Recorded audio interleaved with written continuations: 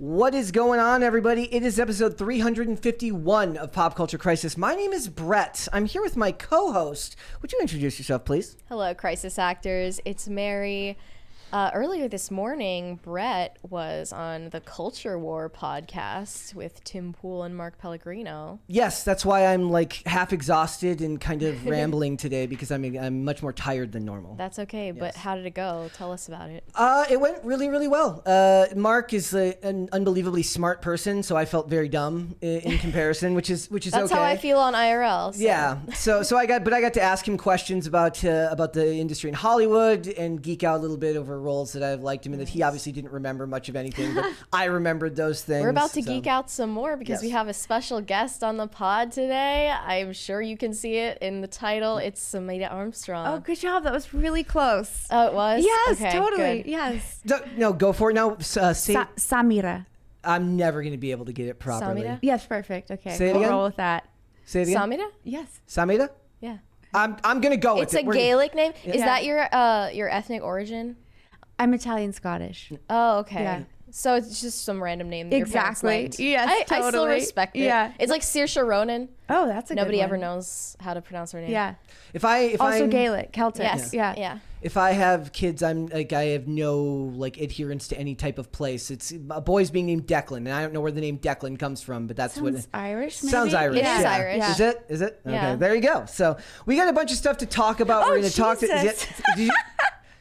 We warned you. I didn't know it was aimed that way. Yes, it is literally aimed right at you. I'm so sorry. Also, remember when the crisis meter, people can see it at the bottom there. I always get that wrong there. Right there. All super chats, $20 and over. We will interrupt the discussion and read them right away. And when it gets to $100, you will hear what is called a crisis party. Okay. You've listened to the show, but you may not have heard the crisis party. Every week, I have the fun of creating a sound effect that after it reaches $100, we get a crisis party. The lights go crazy. Okay. And then sounds terrorize everyone in this room, and I make them every week, and it's the highlight of my week. That so you will sounds get to hear that. Exciting. Yes. I'm not prepared, but I will be ready to experience it. It is fun. So we got a bunch of stuff to talk about today. Alec Baldwin, he is not going to jail. Did anybody actually think he was going to jail? I didn't think he was going to jail, personally. We're going to talk about it. We're also going to talk about Twitter celebrities who are going through a variety of mixed emotions since Elon Musk did his meme lord thing and removed all the blue checks on 420 because he is a fan of memeing. There's a particularly funny one from Bette Midler that is absolutely incredible. We're going to talk about that. We're going to talk about Molly Kearney. Mary, how would you describe the story? It was just the definition of clapter, guys. SNL has gone down the tubes. I'm sure you're aware, but I love the idea that like you were like, do people even remember like when Saturday Night Live was good, and you don't remember that in your lifetime? No. I mean, I did watch Chris Farley though, and this is like the discount version of the discount version of Chris Farley. Yeah. It was really bad, guys. Me and you remember good Saturday Night Live. I remember a couple episodes. Norm Macdonald, for me, on the Weekend Update was good Saturday Night Live back in the day. Yeah, I mean, you're right. Chris Farley was probably peak. What's the other short guy? David. Was he on it? No, he wasn't. No. Yeah, no, I never got the humor of Saturday Night Live. I'm not a sketch comedy person, so it's not really my thing. Although I did like when they like break character. Yeah. That would be funny. Like, I'm not a sketch comedy person, but I liked Weekend Update, but that's because Norm Macdonald had great delivery, and that's more just like situational, almost stand-up, Right. which is a We little love different. when he calls Hillary Clinton a bitch. Yes, exactly. So we got that. We're going to talk about Twitter celebrities. We're going to talk about Molly Kearney. We're also going to talk about Disney, who has begun the process, again, continuing the process of laying more people off because they can't stop themselves from behaving absolutely ridiculously, greenlighting projects that nobody wants to watch, which leads to money going down the drains, a la Strange Worlds and Lightyear, which both lost hundreds of millions of dollars. So we will talk about that.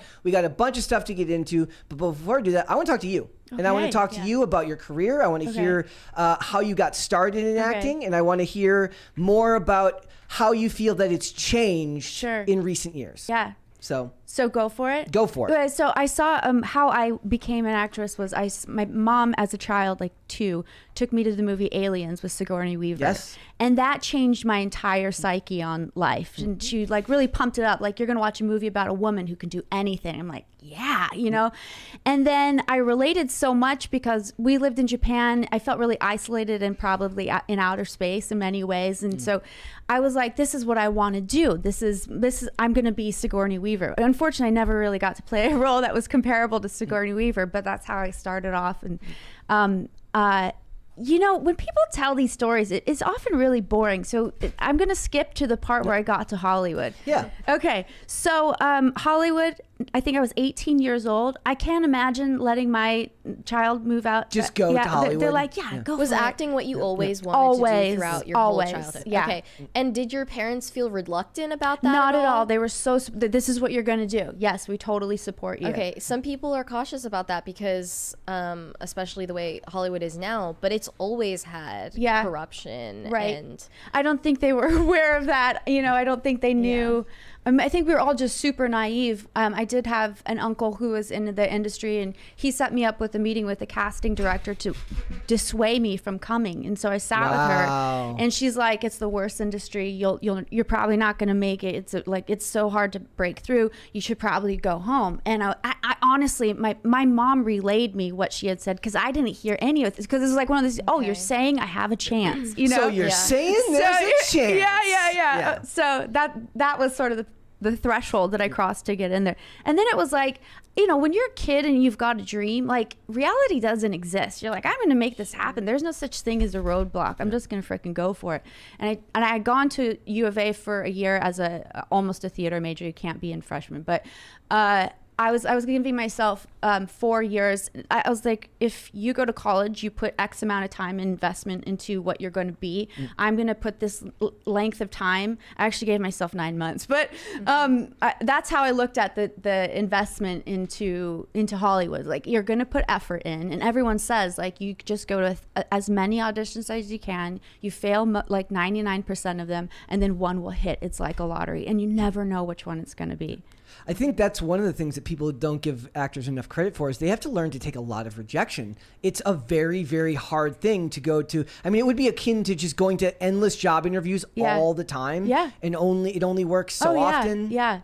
And you totally get used to. I mean, it's not that it's not disappointing, but it's part of the job. And so you develop a thick skin in that respect. Do you think that's gone away? Do you think we're in an age now where they have less? Maybe they have a thicker skin. Maybe when it comes to the professional side of it, but then you hear them arguing with people on the internet, and they can't stand criticism of their work. Yeah, Tara Manning actually just posted about. Did you see that? No, but I love her work too. Yeah, so she's awesome. She just posted a thing about how we're supposed to be actors. We're supposed to show up on our mark and say our lines, not stand around and talk about social justice issues and political. I'm sure they did not like that. I don't know who she was talking about, but I was like, yes. But that wasn't how it was back then, but the arrogance was still there, but there was nowhere to direct it. So it was just like nebulous narcissism. There was no platform for it back then. Yeah. Social media's made that worse for everybody. Everyone. I mean, and Warhol said, everyone's going to get their 15 minutes fame. This is like a fire hose of attention on people all the time. And it's also interesting too because it ends up affecting the bottom line of the studios. I remember Chris Gore said something where he said the first thing I would do if I was producing a movie right now is I'd say to any actor I hired, I need the passwords to your social media. You're not going to be posting a bunch of insane stuff. Like there's going to be rules and regulations for how you act online, and that seems to be less common these days. People, we're going to be talking in a little bit about the director of Cleopatra, basically talking about. I sent you that, right? Like, okay, she basically is like, they're arguing with people about this stuff online, and I'm like, why? Like, it does no one. Yep, you'll get used to it. It does no one any good. We've got a super chat from Clef the Misfit that says, has Samaire reached out to the Daily Wire about being in one of their projects? Maybe she could be their first breakout star in a Sigourney Weaver level role. Who knows? There you go. Have childhood you reached out realized. Yeah. No, yes, actually I was in Terror on the Prairie with Gina Carano. I was asked to audition for Shut-In, but at the time, which was his first project when Daily Wire sort of came to be, I read the script and it was about a girl who was locked in a pantry and, you know, with a drug addiction. And I didn't realize the metaphor that they were making, which was we just went in and we're locked in our houses forever, and we were told we were not allowed to leave unless we got injected, essentially.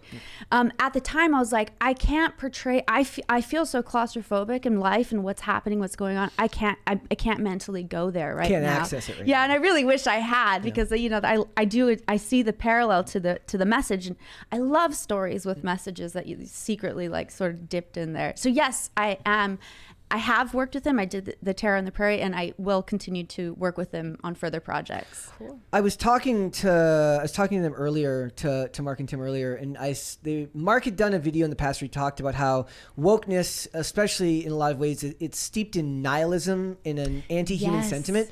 And my point was that given that Hollywood has dove headfirst into this ideology, especially within their messaging, does that make Hollywood complicit with that type of anti-human, almost nihilistic worldview? Absolutely. And it's such a juvenile perception on life. Like when I was a kid, I was a complete nihilist because I heard that one day the earth was going to be swallowed by the sun. And it was like, well, then what's the point? And from there, that was my view of the world. But like as I evolved as a human being, I found purpose and drive to be alive and participate in this life. And so basically this whole industry is saying, F it, and like, we're gonna help it come down. And so yes, it's complicit. And this is the other thing I wanna say that's so important. Our side has no cultural relevance in the film and television industry. And people spend so much money on talking head politicians who do nothing to fight the war that actually needs to be fought in the psyche of our cultural consciousness, which right now isn't happening. I mean, we have you guys, thank God, but we don't really have storytelling unless it's the Daily Wire. And we really need to push out more content to create the shift of reality, because that's all we're working in here. They don't realize how important art is to moving the needle as far as what people are going to believe. The war we're fighting is a cultural war. I would say cultural and spiritual in a lot of ways. Like you were saying earlier, you just said like you were nihilistic in your youth, and a lot of us were. And a lot of that people, it kind of comes through atheism. Like everyone has their edgy atheist phase. Mary won't have an edgy atheist phase. I have an edgy Catholic phase. Yeah, she's in her edgy Catholic phase right now. But it's lifelong. Yeah, like but there's everyone has that that point where we talk a lot about how it's like just because it seems nihilistic, that they think that means it's deep. And that doesn't necessarily make it deep. Right. And that's in so much media right now. Yeah. All of the scripts in Hollywood right now are exactly that. It's like a variation on goth. It's just a caricature. Hollywood is not its hot topic phase. Right? Yes, absolutely. But you're right. Once you find your higher power, your God, or whatever it is, that's when you have that shift to like being present and then contributing to what's going on versus just destroying it. So you've spoken out now, and you ran for mayor. Yeah. You ran for mayor. Do you do people reach out to you in private and say that they like what you're doing, but they can't talk about it out loud? From Hollywood, especially, yes. That is one of the most concerning aspects of this to me, because I feel like beyond just creating the culture, beyond just creating the art, we need to create a culture where people feel comfortable coming out and having these discussions in a way that says, I might not agree with you, but we can have this discussion without demonizing one another. Well, I think the segue is humor, because that's been totally lost. And if you are able to laugh at one another's ideas or perceptions of life, like you can get along, but there's no humor anymore. So it just becomes a fight or a static environment where it's one against the other. It's too uncomfortable to converse. And a lot of people would say like the left can't meme, and they're right. For the most part, they're right. But when both sides get plenty testy when it becomes about serious issues that they really believe in. So it's like both sides do need to learn to be able to laugh, to lighten up. Right. And it's a choice, right? They always say, oh, happiness is a choice. Joy is a choice. Like lightening up is a choice. And I'm working really hard on it, because the last 3 years since 2020, since I came out speaking against BLM and COVID and all that stuff, is like I've been in such a survival mode that everything, they say, what's the phrase, like when you only know how to use a hammer, if all you have is a hammer, all you have is a hammer, everything's a nail. Yeah. So to be more particular in approaches, is imperative to how we move forward, right? I never try to think of those types of sayings on air because I always screw them up. You did great. I always screw them up. I've had some doozies. Every hammer you have is a problem. Is a problem. Every nail is a solution or something like that. Yes, I would screw that up. So how long do you think it's going to take for a cultural shift in this area? Because it's going to be a long process. Yeah, it is going to be a long process. But if you've probably noticed, younger children aren't with the program that they're trying to implement because they're in their rebellious phase as it is. And, the nature of growing up from a child into adolescence and adulthood and whatnot.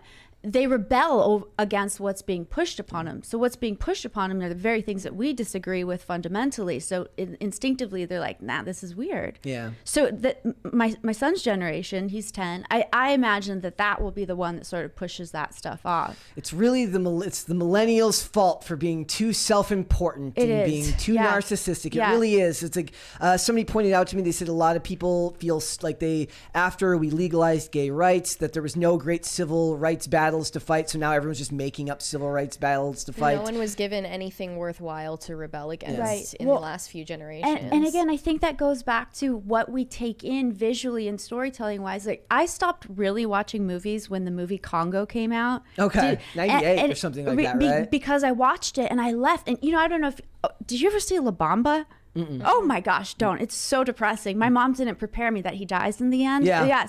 But these movies seep into your sensibility, especially when you're young. You know how they say the music you listen to when you're young does something to you when you listen to it as an adult.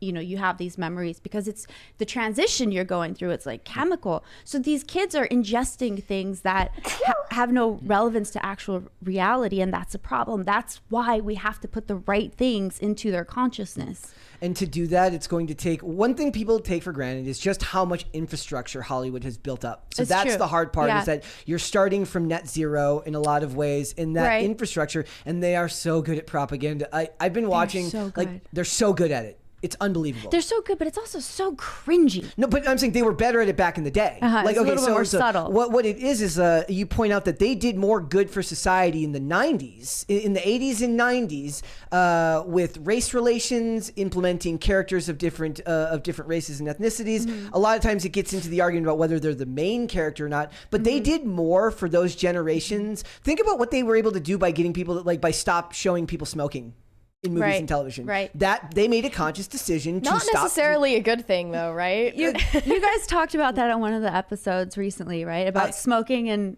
Well, I mentioned that you don't see it in movies and television as much, and I pointed out that in the show Lucifer, you always see him take it, but you never see him actually smoke it. Right. So now when you see somebody smoke a cigarette, it's actually kind of shocking to me. Yeah. So they're very good at propaganda. That are really good dialogue devices, and I think regulating on that was a bad decision. Yeah.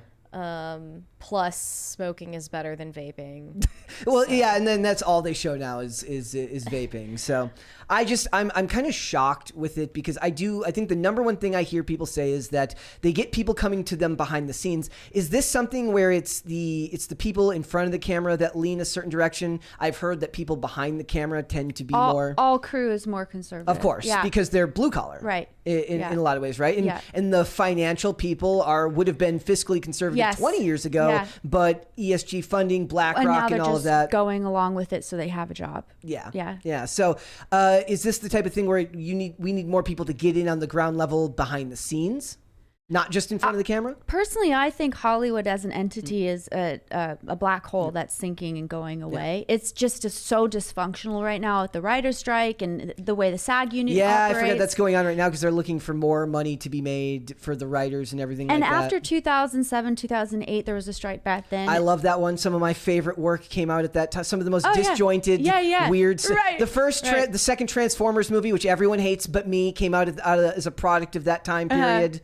But the issue is that actors stopped making as much money. Producers made double the money because all the streaming programs now you weren't. That was the next thing I was going to say. It's changing the way that people are making their money because they're not selling. They're selling a show to a network, but they're not making residuals now. Exactly. Right? You can't survive on one show anymore. Whereas if it was on a network, it would air again. You'd get paid the same amount that you got paid for the episode, but now you don't get that second relief. Those people who in Friends are just making gazillions of dollars every year. Yeah. But then because of all of the platforms that exist, it used to be like, a couple networks, HBO, blah, blah, blah, Start, whatever.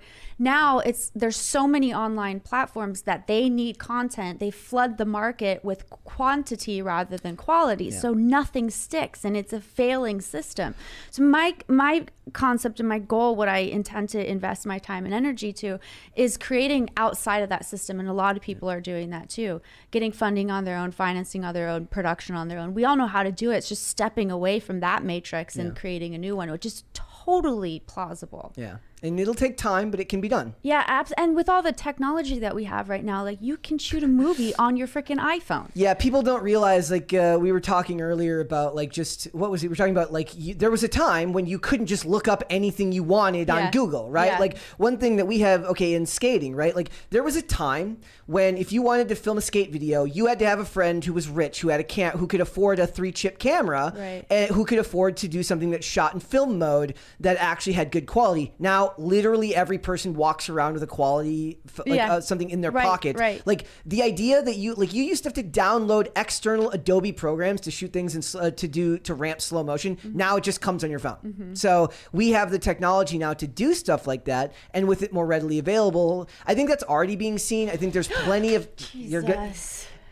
You'll get used to it. I promise you'll get used to it. I think that the next generation, it's going to be that you're seeing more, like, whether it's Instagram Reels or people on social media, they create very, very funny shorts. Right. Very, very funny skits. Yes. And that's the type of person, maybe that's just a sign of the times that our attention spans are rot. I know mine is. Like, the stuff that makes me laugh is all done in under a minute nowadays, it feels like. But, born out of those talents who are writing these great short pieces may inspire the next generation of long form writers who will not be hampered to the Hollywood system. Yeah, well, there are writers who have been ousted from the industry because they're not writing woke. So the pool already exists. They just need the funding to get going. And I'm always of the opinion that those great writers still exist. It's just that there's just such an need for, like, the amount of content that's needed to cover all of these streaming services, network television, movies. There's so much stuff being made that they've just had to settle for other writers who are also not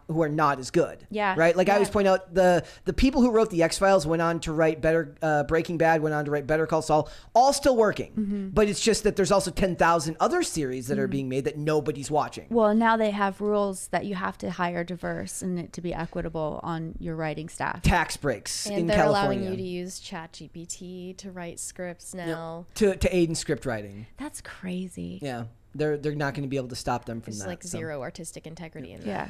So if you have a piece of advice for anybody who wants to get in and work outside of the industry, if they don't want to go to Hollywood, is there advice you could give to people that are looking to do that? Because we get people who reach out all the time who they want to be writers. Yeah. They want to pitch here. Like, Tim is a very inspirational person. People want to pitch ideas to him because they're motivated by his vision. Yeah. Is there advice that you would give to people to get them into that's definitely the first part of the approach, is reaching out and networking with like-minded people. I would say, start a project, no matter how small it is, so that you have something to show, and then, like, develop your craft and process, because you learn along the way, and we'll be able to provide a product to someone when you're also trying to share your vision. Yeah. But it is important for people like Tim to help support that industry, and I know he is currently. But do something. Just start doing something. I think there's an element that we often ignore, especially because everyone's on, social media, and everything feels so permanent in terms of, like, if you post something, like, I'm going to take this down. We have to be willing to be cringy, because that's one thing that I definitely noticed, that people in Hollywood who have had success, there's an element of just not caring how cringy they look, and they push through barriers of their own making because of it to break to the next level. It's all the inspirational infographics that talk about being willing to make a fool of yourself to be able to push through. Yeah. And that applies to absolutely everything. Standing up for what you believe in, and I'm just going to assume like that means they like what we're talking It is. about. It means they're loving it. So then they just start throwing hundreds at us? Yeah, basically. Very cool. 20s and hundreds. Okay. Yeah. I am going to have to ask this question. Do you have this is a very, very fanboy question. Do you have a favorite role that you've done? The Mentalist. The Mentalist. Okay.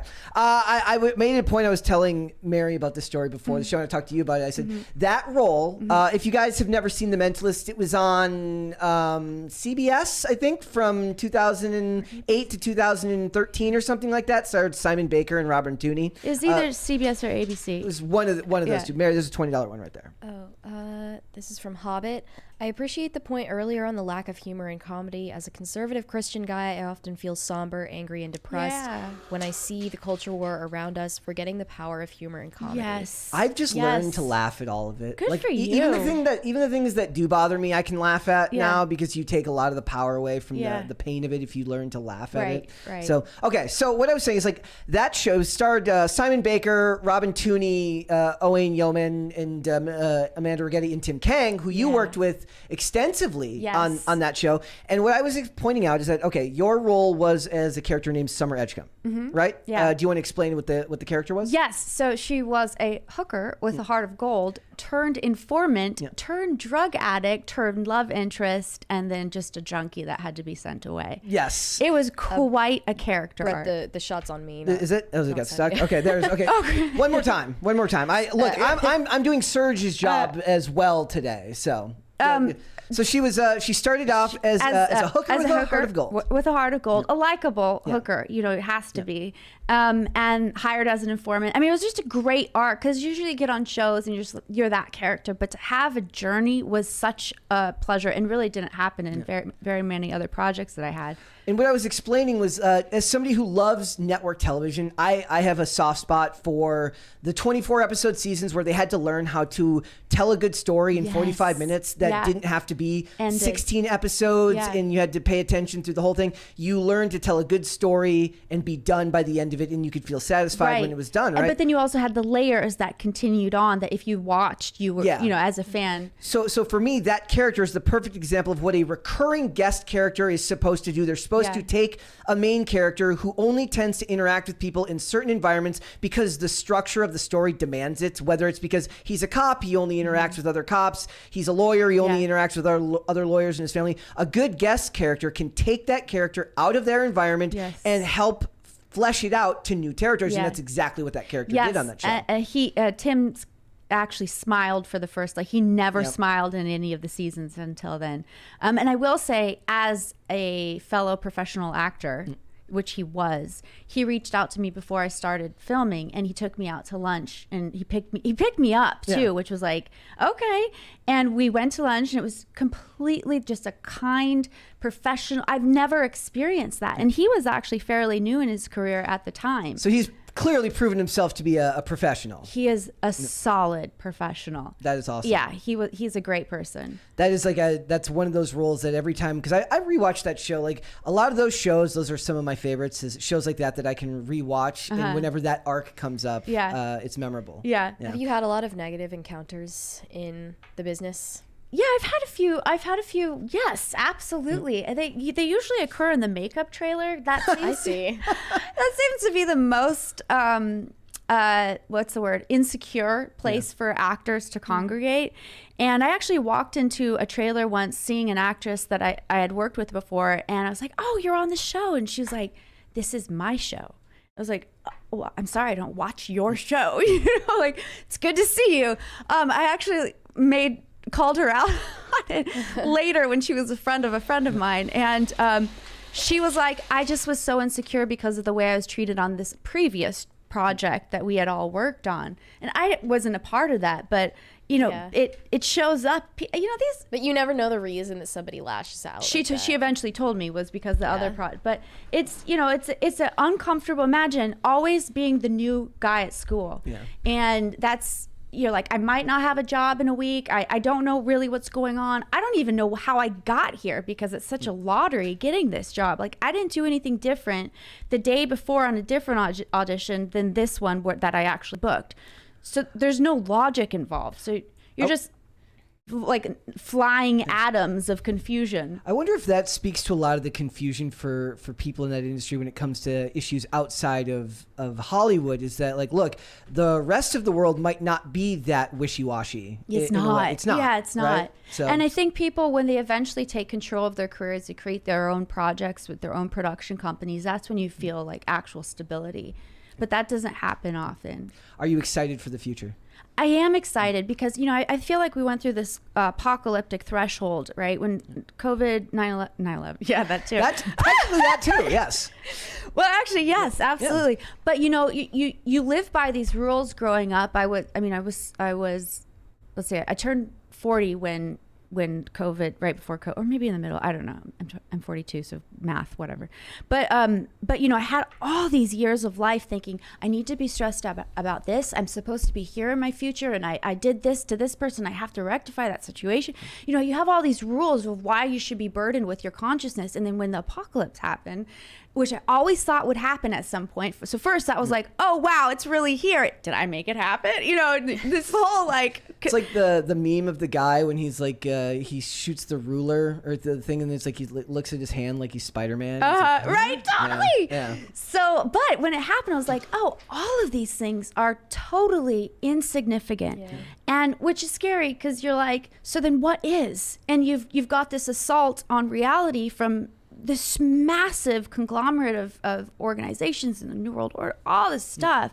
And you're like, what matters anymore? And if you know, and this is something that is relatively new to me, is like, okay, I ran for mayor because I really wanted to fight to stop the UN agenda in my little city, which is happening. Yeah. And okay, that's a brick wall politics. It's so corrupt. Carrie Lake lost. I literally cried. And I felt so demoralized. But so I really looked inside to see, okay, what do I have within my wheelhouse to fight what's going on? Oh my God, well, why would I leave the very thing that I invested, you know, all of my life into? This is how I'm going to push forward where I can help change the trajectory, possibly. Yeah. A little, you know, I talked to Dallas Sonia, and he's like, you know, the way I look at this moment in time is that everyone is Sarah Connor in Terminator, and it's not, this fight isn't going to necessarily affect us in a positive way, but it'll affect our children's children in a positive way. I was like, that's beautiful and really depressing, you know, like that idea. But I do feel like there's always room for divine intervention, and I'm really hoping for that grace to allow us to get the humor back, because that'll change everything. But then people are waking up. Yeah. People are over the assault of constant fear overload. And, you know, I have a friend whose mom was totally indoctrinated. Her TV broke, and she didn't have it for like a few months. And then she called her daughter and was like, you know, I think there might be something to the... Yeah. And she's like, my friend was like, why are you thinking? She goes, you know, I haven't been watching CNN or anything. Yeah. Turn off the TV for a while goes a long way. And you recalibrate what's inside my circle of influence and my circle of control. Yes, and what if I heard that actually made me think about something? Yeah. And it's... that's the moment of divine intervention, though. Yeah. Her TV broke, you know, so she was saved. It's the memes that people make about blocking Fox or CNN on their parents' televisions. Right. Like, smash your parents' TV. Yeah. They can't stop watching CNN. Right. That's all you have to do. Just take your parents' TV out, be like, go over there and be like, pretend to be cleaning, be like, whoops, I dropped your flat screen TV always like, on the ground. It's that damn phone, but then for them, it's like, it's that damn TV. Yes, totally. Yeah. It's crazy. So it's if you guys are ready, we will get right into it. That's actually like a really bright spot to end it on that part of the discussion. Feels happy. I like happy. Like that's one of the hardest parts I have with disconnecting from loving old Hollywood is that it was so good at pulling emotions out of you, and they're so good at it. Like that's the thing. There's plenty of cringe out there, but when they do it right, they do it right. Yes. I haven't cried at a movie, and I don't know when the last one was, but it could have happened at Top Gun Maverick. I was just gonna say, you didn't cry at Top Gun? Like when he's on the bike and he gets the girl and there's a love ballad playing. I'm like, is it 1984? What year is it? I don't even know. But like they, when they want to do it, they can do it. Yes, and we needed that so desperately.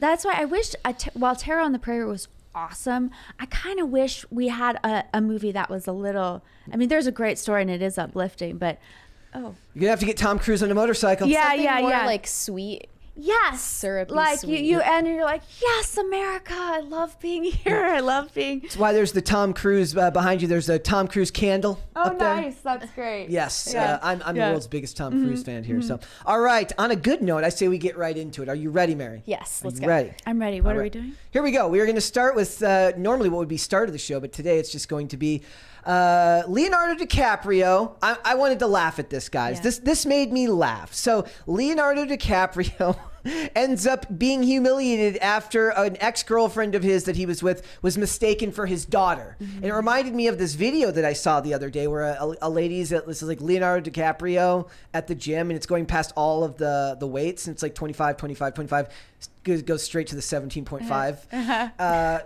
You know, Leonardo DiCaprio is never going to have to worry about people mistaking his GF for his daughter ever again because he'll never have children. no. Well, he's not. I don't think he's ever going to have kids. No, They- unless he has secret children and That's also very He's hiding possible. them Somebody from in the Hollywood media. could definitely have, and he's got the money to be able to hide secret kids if he wanted that would to. be a bombshell. If he wanted to. I I'm saying- recently saw this like picture of him from Coachella where he was seen with one of his other model GFs.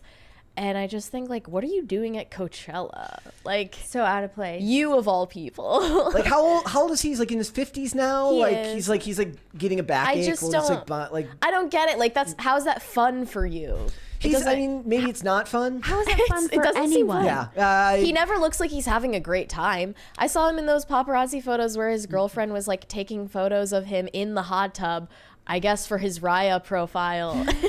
And he checks how the photos look on her phone afterwards. It's like he an on Instagram Riot? model. Do you think he's on Riot? I don't know. Maybe like really A-list That would be people so have like a wild. Can you separate tell me what thing. that is? I don't know what that is. It's like a famous people Sort of Tinder. exclusive. Oh, yeah. oh, It's like you invite gotta- only. Oh, it's the In Club. Dang. Yeah. It's I've never heard of it. But- It proves I'm not famous, so it doesn't matter. I don't Doesn't know matter. if DiCaprio would be on that one. He could be. You never know.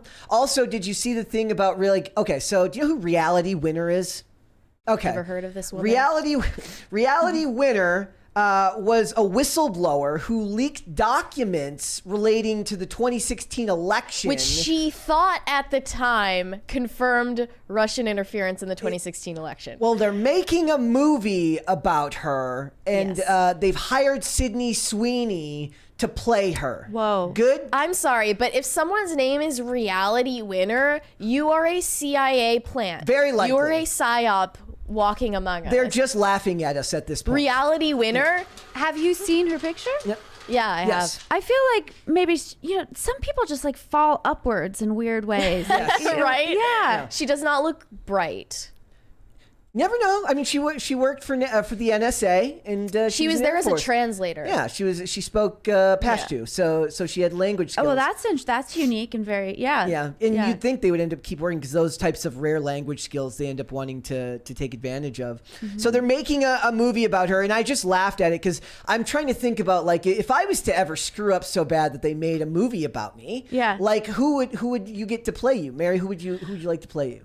We've talked about this before. I think I said like one of the Fannings. Oh, well, that's yeah. a solid. Maybe. That's a Good solid choice. I don't know which one, but I like them. Yeah, that's a good one. And you could play yourself. You could play If your I own. was allowed. So, but what is the purpose of the story that they're telling? Because they don't still tell stories It's to without. valorize and girl bossify Okay, a yeah. whistleblower who still, is confirming their belief that Russian interference Right. Yeah. won Trump the 2016 You know, election. it's interesting that they chose her. She's the one who got in trouble for her parents being Trump supporters, right? Yeah. Sydney Sweeney, yeah. Sweeney, yeah. Yeah, where she had a hoedown party for her Right. mom or whatever. Wait, wasn't even That like was a insane. Not even like Trump supporters. They had like make 60 great again hats Oh, or right. something Yeah, like that. By but the I way, mean, maybe they were Trump supporters, and if they are, who cares? exactly. Who actually cares? Also, I wish I was in a tax bracket where I could have like custom made hats made for my birthday. You could. Like it feels like the type of thing that you got to have like. No, money you just go on to- Etsy. It's I'm not doing that. I don't have the money to do that. It's like there's a certain thing. It's like beef jerky. It's always too expensive. It doesn't matter how much money you make. Beef jerky is too expensive.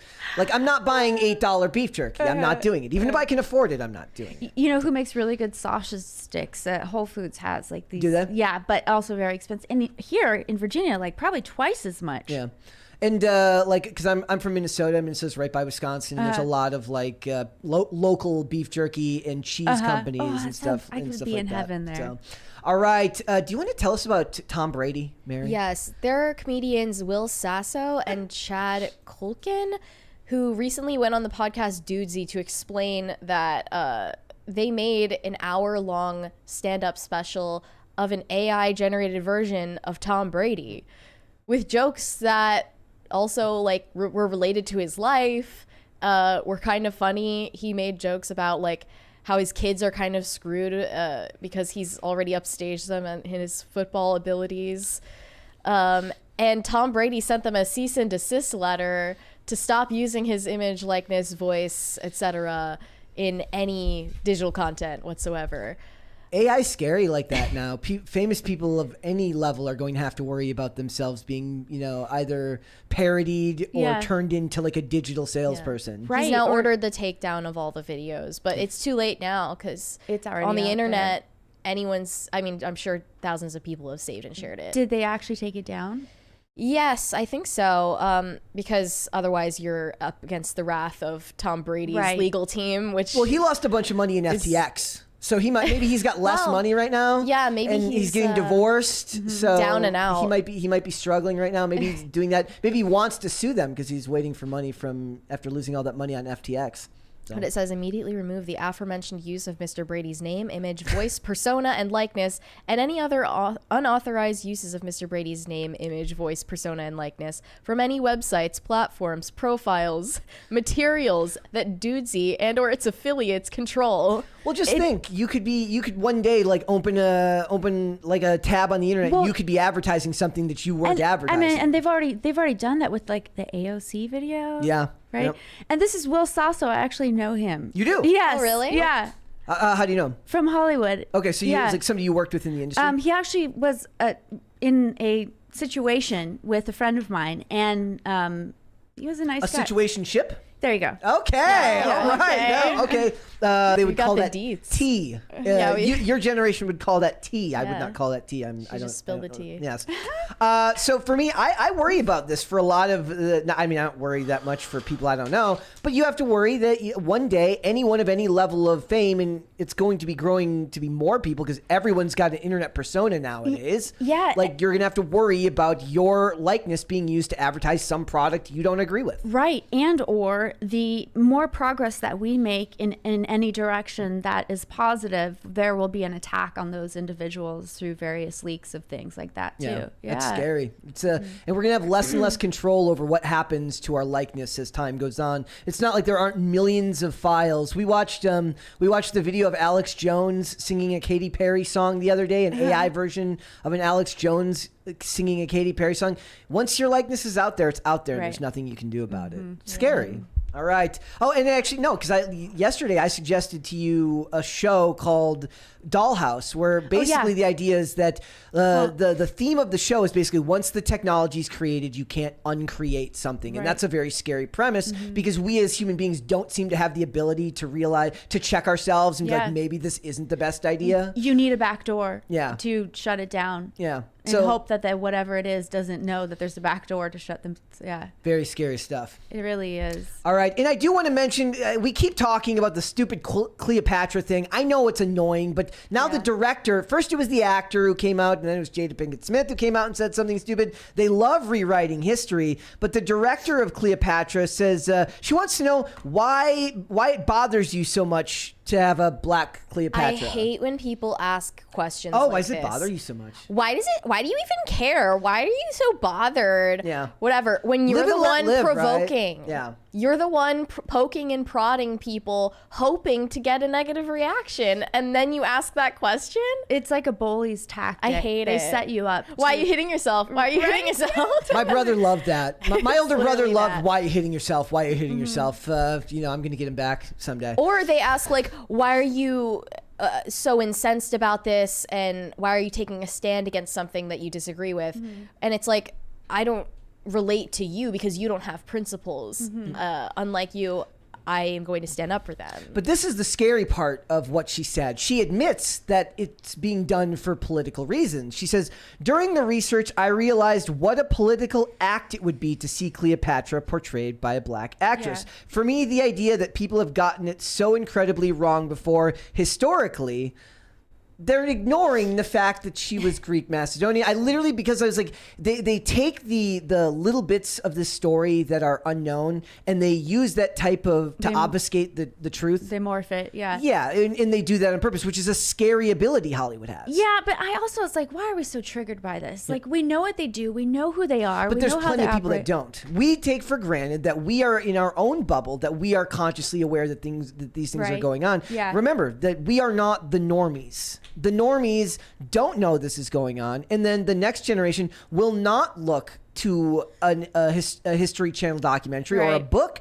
to figure this out. They're going to look to something that's labeled in the documentary area of Netflix by Jada Pinkett Smith, and they will take what is now a manipulated aspect of history, and they will take it as fact. But you're absolutely right. But the problem is we can't do the same thing that they do, where they're like, it's your fault. It's like, what are we doing to actually fill that hole that they have the ability to fill with their BS? You know, we're not. So we can't keep continuing to be like, look at what they're doing all the time. Oh, I can continue to keep saying, look at what they're doing. That's my job to keep saying, oh, look at what they're doing. Fine. Yes, this is your job. Yes. But the rest of us, we can't. We can't. Otherwise, we're participating in the downfall. Yeah, I think I made this point the other day when we were talking about like race swaps, and all the time people are saying like, look at the double standard that they use about race swaps. Like, it can only go one way. The double standard, then the hypocrisy needs to be called out. And I was saying it's futile to just redundantly point out the hypocrisy over and over again when we know how they operate, just like you said. Yes. And then people in the comments were like, you're giving them a pass. And it's like,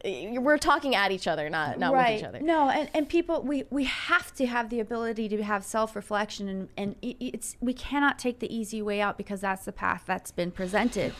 Yes. $20 one right there. Oh, this one's from Tony Guevara? Yep. No message. But he didn't give us a message. Thank you. It's always nice. It's always crazy when people just send in. They don't want to say anything. They're just like, "Hey, how's it going?" But they don't have anything to say. All right, thank you, Tony. We're gonna move on. We're gonna get started. Actually, we should do cringe of the day. Do you want to do cringe of the day first, or should we show cute animals first? Let's do cringe first. Okay, we've got this one. You sent me this one. I haven't watched this one yet, so This is the one. posted by Jenny Nicholson. I don't know who that is.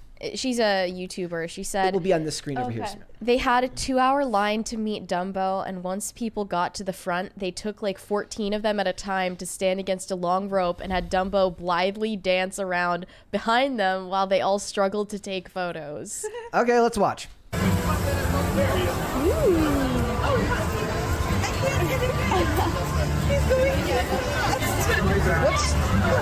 I can't tell if it's cringy or just creepy. The eyes don't do it for me. Look, what's cringy here is waiting 2 hours to meet a mascot. And then not even getting a photo out of it. Yeah, he doesn't even stop with each person. And I'm not sure if they even paid to do this. Yeah. Even worse. I mean, because like people go to conventions just to meet actors and performers, but then Meeting they actually get the photos. It makes sense because that's a person. Yeah. But the mascot is just a person inside a suit. Are they fans of Dumbo? Is that a thing still? Cultural thing? Like, is that like, now I'm just picturing Enough that you would wait 2 hours in a line. Maybe they to were meet duped, him. and it was like 5 more minutes. It just kept going. Yeah. Just, now I'm like curious. Am I going to go online? Is there like a huge Dumbo subculture that I know nothing about? Because if so, that's kind of fascinating. Just further proof that going to Disney is a scam. Well, and everyone knows. Like you go post. Did you ever see the pictures of Mickey with a mask on? That was when dystopia. Was it like a gigantic? Yeah, it was like mask? a gigantic fake mask. It was Like they manufactured specifically for the mascot face. Yeah. Did they do it for all of the? No, I think it was. him. I only saw pictures of it. I think it was as the parks were closed or something. But they did a lot of that stuff to promote the mask use, right? Like I remember like one of the last arguments I ever like. I'm not an arguer on the internet. I'm not going to argue with you on the internet. Nobody. Fun fact: nobody's ever changed a person's mind after arguing with them on the internet. You might have. That's not an argument. That's a discussion. That would okay. Okay. These fair, are. I look at these as different things, right? Okay. So if we're coming from a place where we're both with our heels dug in, right? And I was first it was the pictures of the lady playing the clarinet with the hole in the mask. And then it was the in Minnesota, they were having Zoom meeting, like government Zoom meetings with masks on. And somebody's like, dude, you don't get it. They're just trying to help you to normalize the sight of somebody in a mask. I'm like, they're treating you like a 5-year-old. And why is that something that should be normalized if we're supposedly in an emergency? Yes. There's a $20 one right there from St. Miles. St. Miles said that was cringe. He has spoken. It was cringe. I didn't know. He decreed it. He decrees. All right. So we got some cute of the day as well, guys. I didn't put those on there. We're going to just do a couple here. We're going to show them real quick. The first is from Drew Edens. Says, for cute of the day, Julius Caesar, Helheim, also known as Chairman Meow. I like that. Chairman Meow.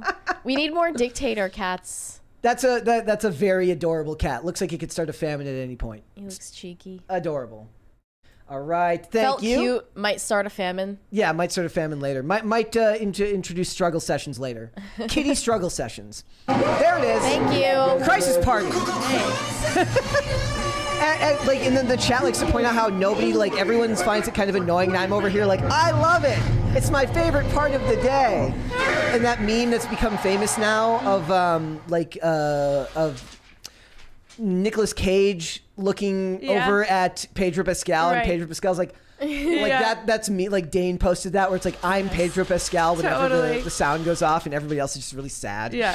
All right, we got one more. We're gonna do a couple a day here. This is from name cannot be blank. That's his name on Twitter. Gizmo, age 12 Chihuahua. Bo Jest, age 11 cat. They never miss an episode. Gizmo's hearts Marys. Keep up the great work. Watch every day, guys. Enjoy the topics and the banter. That is adorable. We have a diverse audience. Yes.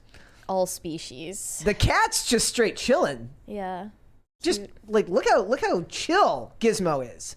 Or no, the cat is Bo. The cat's just like, what are you taking my picture for? All right, guys, if you want to send in pictures of your pets, you can hashtag PCC Pets on Twitter. Tag me in it is the best way for me to get it, because I've always, like, when people send it to me on Instagram, then I have to like save the picture and like make a note of the dog name because I don't want to get any of the information wrong. We're not going to do it on Instagram. No, Twitter is much easier for us. It's easier this way. All right, we're going to get started. So Alec Baldwin, I got to ask first, have you worked with Alec Baldwin before? No, but I have worked with his brother. Which one? Oh. Billy Baldwin. Yeah. Okay, he's got another one that acts too, right? The other one is the father of Haley Baldwin. Yes. And he was an actor. Yeah. But and not related to Adam Baldwin, who's super based. Remember that. They're not related. That's haram to say that they're related. Okay. Do you know who Adam Baldwin No. is? Okay. Adam Baldwin was on Firefly and Chuck. He's been around. Oh, he's based? Yeah, so he was from what I've heard, it's said that he came up with the term Gamergate. I don't know for sure whether that's 100% true, but yeah, he was on The Last Ship, that show. Super based dude. So you haven't worked with Alec Baldwin I haven't, before. but when I stared speaking out, Billy Baldwin blocked me. Yeah. I was kind of bummed because he's married also to one of the sisters from the band. Do you know? From a band? Yeah, it was a popular one in the 80s. What's it called?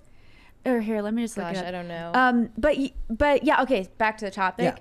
I think it's insane that you can say that you didn't pull the trigger on the mechanism that killed someone that is incapable of going off without pulling the trigger. Well, there's some pushback on that now, because there was an article today from TMZ that says gun that killed cinematographer had modified trigger. More embarrassment for the prosecutors. Still doesn't explain how he produced a movie that allowed live rounds. Modified to end up on set. how? So it says the prop gun Baldwin used back in 2021 had been modified. This is according to LA Times. The trigger mechanism had been changed, which increased the probability it could have misfired without Baldwin pulling the trigger. It says also they don't know when authorities learned of the modification on the gun. Dude. And if they didn't know this whole time. Yeah. No, that is so... What does that mean? There's always like some... But then, like some little... Actually, no. It's retroactive evidence they're finding. It's like having an election and then changing the numbers at the end. And even Crazy. Pausing it. crazier is that the armorer, Hannah Gutierrez Reed, has not had her charges dropped. Nope. The person who actually pulled the trigger Crazy. has had his charges dropped. She is still. I mean, even more than him have to pulling the testify. trigger is him being the producer who brought all this to fruition, meaning his hires, his set, his chaotic set. Right. He's responsible ultimately at the end of the day. They say the energy and the ethos of that environment starts from the top down, Exactly. obviously. But he was always so on the gun issue. Yeah. And then to be the poster boy for not knowing how to handle a gun, not checking to see if it was loaded, but I mean, doing all the things you're supposed to do when you carry a firearm. And he didn't do any of that. Not to mention just even dry firing or anything like that when you're not supposed to be. I can't even imagine. Like, it feels so uncomfortable when you're when you're acting and you're holding a weapon on someone. I bet. And you especially if you are familiar with firearms, Yeah. you know how dangerous they are. and you go through the safety check. So to even in rehearsal, you go through the safety check. So something was missed. Yeah. It's the other thing is there's a $20 one right there, Mary. This one's from Nick Ross. Love ya, Sa. Big hugs. That's nice. Actually, that is what people call me who can't say Samira. Maybe I'll say Sa. Yeah, maybe you could do that. Like calling pizzas Sa. Somebody made a joke. They said call her Sammy the whole episode if you can't say. I was like, it didn't say it with an Italian accent. Hey, Sammy. Yeah, no. So for this, I pointed out because this came up on the Culture War earlier. There was an episode of a show called iZombie where an armorer doesn't like an actor and live sets up a weapon so that he gets shot on set. And that came out 2 years. It's not before like this nobody has happened. thought of it. Yeah, And media predicts real life tragedies all the does. time. Yeah. It's not new. Right. And people were like, well, it's a big deal. And, Alec Baldwin, whether you think he's at fault or not, he's just such an insufferable person that you have a hard time feeling bad for anybody. Involuntary manslaughter. But we know that they had personal disputes on set. Yeah. Right. And that he is kind of an angry. He's known for that. Temperamental nut job. He's going to be involved in one of the next crises. I've already been making the crisis. How sound did the effects. live rounds get in the gun? Who did it? Ian actually made a really good point the other night, though, because he pointed out on IRL, he said, if he really just wanted to hurt the one person, wouldn't he only have one live round and not another one? Because otherwise, it's only some of them were found on his ammo belt and other ones were spread out. What if one of them ended up in a weapon that was fired at him? Why? If he had done it, wouldn't he have just had the one live round that would have mysteriously made its way into his weapon and not allowed others to be strewn about? If they're strewn about, it looks more like a mistake on the part of the armorer. But then it becomes the risk that he could have ended up. What if he gets shot? Oh, good point. I don't know the script, so I don't know if the script that's. wouldn't require that. I don't know if he ends up getting shot in the movie, But also, so I don't know. he wasn't. They weren't this wasn't in the middle of filming a scene, though. No, he was just they were joking still around or whatever. Joking Claims around. to have never pulled the trigger, and this is what's really funny about it is he knows that he can prey upon people's ignorance about guns, thinking that they can fire themselves. The AR-15 destroys the meat. Was it a revolver? Yeah. And so was it fully loaded with live? Yeah, as far as I know, the whole cylinder was full. How does that happen? No idea. It's crazy. It's someone with homicidal intent does that. Oh, there's a $20 one right there from a very familiar face. This one is from Comic Artist Pro Secrets. That's Ethan Van Sciver, ladies and gentlemen. Said, I think it's great that the SNL Trump almost got jail time before the actual Trump. Love you guys. Carry on. Thank you, Ethan. Point. Also, Ethan decided to chime in on our episode the other day when we were talking about Zendaya and Jennifer Connelly. He puts it down. He says Jennifer Connelly is the most beautiful woman of all time. Mm-hmm. That is a bold claim. I was like, in this case, Jennifer Connelly over Zendaya. Am I allowed to have an opinion on that? I don't know. I'm throwing in for Jennifer Connelly. You just had one, so it doesn't really matter if you were allowed. I threw it in for Jennifer Connelly, but he threw his hat in the ring on that. A lot of people in your generation really like Jennifer Connelly. Yeah. Well, Wait, Jennifer Connelly? Oh, I was thinking Jennifer Connelly Is the older actress? Yeah. Okay. Yes. Yeah. Yep. Yep. Okay. I was thinking Jennifer Lawrence. Yes. Well, her too. I guess she's I think she's my age. But Jennifer Connelly is like iconic. Like yes. like But did you know that aspirational. Jennifer Lawrence is the first female action star of all time? Oh my gosh. Did you know that? She did not see Aliens. She's never seen She Alien, clearly didn't. or any of Or like Terminator. or any of the 10,000 TV shows that have had strong female characters since the 90s. How can you say something like that? I have my list. It's right here. You know, somebody probably told her that, Yeah. and then she's like, "It's a fact." Or like I made the point that it wasn't like a written interview. It was like a verbal interview. So I made the point that she might have just been like, "Oh, it wasn't happening a lot." But even and if it you came out the misspoke, wrong there's way. such a thing as a Freudian slip Yeah. where you think that the significance you had on Right, cinema right. is equivalent to being the first action star ever. Never happened before. Maybe she meant her generation. even then. But that's even then, not- I don't even think that would count. Probably not. no, it, Yeah. it would not. No. In So, 2011. Yeah. yeah, No. So I don't think that's accurate. Brett, I sent you an Instagram post from Ilaria Baldwin, Yeah. Spanish queen who Oh, can't that's pronounce so the word strange. cucumber in English. Okay. And she is just being cradled in the arms of Alec Baldwin here on Instagram Oh, let me put it on screen. I don't have it on screen here. Now it's on screen. There it is. with just a heart emoji in the caption. She's like, thank gosh you didn't get Can in you trouble for killing another imagine- human being. Can you imagine posing and like choreographing a photo like this for like to really post publicly? I will say that that's exactly what I thought of when Jason Aldean's wife like took the bag of Balenciaga to throw it away. And it's like the Balenciaga is very clearly visible as she's like walking out of her house. I'm like, who took that photo? People do plandids on Instagram all the time, but this one is especially dark because There's a death. you are excusing yourself publicly of a tragic death that whether it was intentional or not, you should still feel awful about it. Somehow they're the victim and they need to be the center They're of attention. they're the victims. They're clearly like codependent. But their daily life, her daily life in particular, is a constant act. Like that's even crazier. Yeah. yeah, it's not. I guess it's not transracial, but it's like transnationality That's so bizarre. or something. Yeah. There's a $20 one right there. Jazz said, Jazz. I don't care what you say, Brett. I enjoy the Avatar series. Still sorry to derail your convo. I don't think you're that sorry. Wait, what? Like, I didn't say anything bad about the Avatar series, did I? I thought. I think you had more positive opinions about it than I did. Well, you know me. I'm just happy everybody had fun. That's how it is at most movies. So I Or I did he thought mean it the was other fine. Avatar series? I don't know. I thought it was fine. So, Here's some comments from her Instagram post. Wonderful news for your family, and while we mourn the losses of that day, we can only move forward. Praying emoji.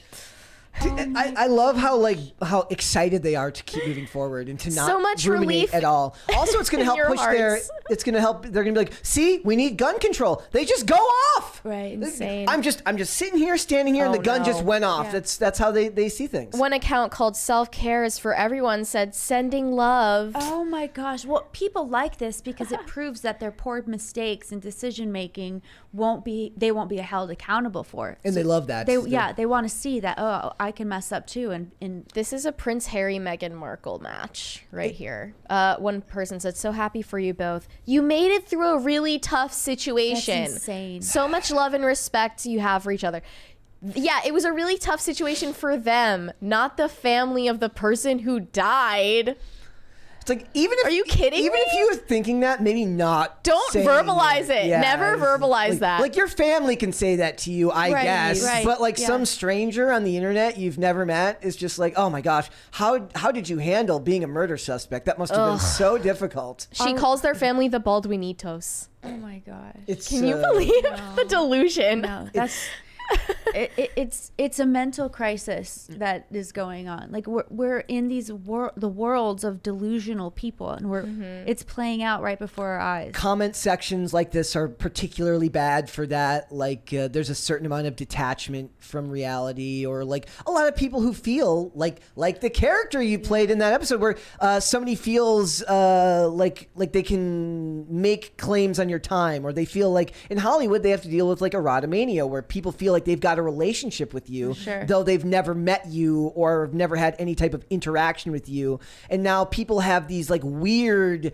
like parasocial relationships that they're like, oh my gosh, I'm so glad you're okay. I'm like, they're not reading that. Right. They don't, and they don't care. Yeah, were you like having sleepless nights over worrying if like what was gonna happen to Alec Baldwin? What's even weirder is they probably weren't. Like, it's more like it just in the moment because we're so ADHD. They're like, oh, it must have been hard for them. They didn't actually think through what that meant. They didn't actually think through what he did. We know that it wasn't hard for Alec Baldwin because he openly said that he didn't feel remorse for what happened That's that insane. That is, how is that acceptable? Which everyone knows that even if you're like the actor, Michael Massey, the actor who shot Brandon Lee on The Crow, took a year off and was a wreck afterwards because after an accidental, the primer discharge from the revolver that he was using on that set. That isn't a perfectly normal reaction after something like that, to be riddled with guilt because somebody lost their life in the commission of something you were doing. Even if it was an accident, even if it wasn't meant to happen, it is completely normal to feel guilt over something like that because you're a human being. Mm-hmm. I also remember like he was not that long after all of the court proceedings started, he did like Alec Baldwin did this weird live stream on Instagram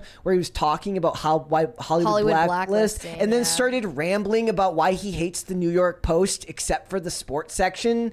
And I'm just like, and people are like gassing this dude up. Wow, you're so relatable. You're so relatable. He's like, I hate the New York Post because Rupert Murdoch owns it, except for the sports section. They have a great sports section. I'm like, you killed a dude like 6 months ago, That's dude. crazy. Like maybe don't be so nonchalant.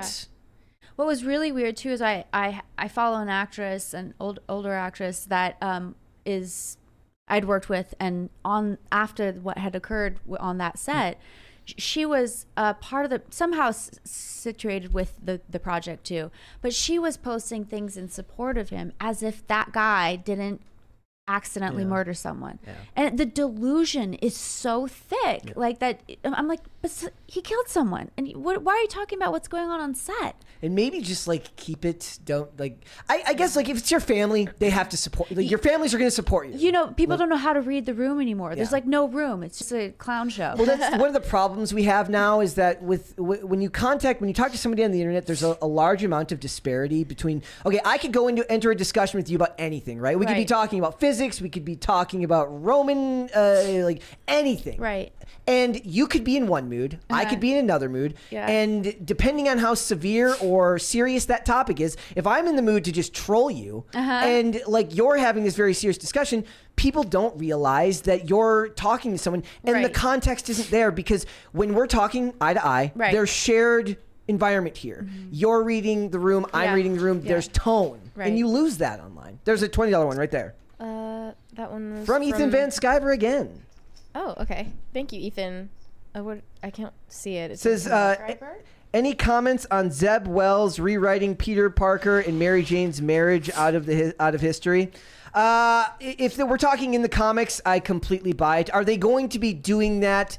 Is that canon for the main storyline, or is this some type of alternate universe? I saw the story earlier, but I hadn't read deeply into that yet. But it makes perfect sense. Are they going to be doing something else with Peter? Are they going to be putting him with another character? Are we going to have gay Spider-Man? Is that what the point of it is? Like, I thought they already did that. Yes. Well, no, have they? They didn't? I don't think they've done that. We've talked about it before. Maybe they have. So like if you're reading the room, right? And like me and you are having this conversation, we can make eye contact. It's not just that, it's body language. It's all these things that go into the human experience that you learn from a young age how to engage with other people. Right. And when you do it online, the funniest part about that is like you never have the conversations where all of those things matter in person. All of those very serious discussions where the body language, the tone, all the things that could actually help bridge the gap in the divisiveness, all those discussions happen where none of that is there. That's so interesting. You're right. Like it's not like you ever argue. I mean, you might have like an argument with your family, I guess. I'm not having flatter conversations in life, but I am online. Yeah. So that just spreads the divide between us because we're not, it's like, it should be like a place you could be like, okay, we're about to get into this serious discussion. but we have to meet at a coffee shop to do it. Right. I just use lots of exclamation points and like happy faces to like get the vibe across. Yeah. You know, actually that's super passive aggressive because your happiness outrages them. Right. Totally. So yes. You're like, oh, you're screwed either way. You're like, oh, but I'm sorry, my rights aren't up for debate.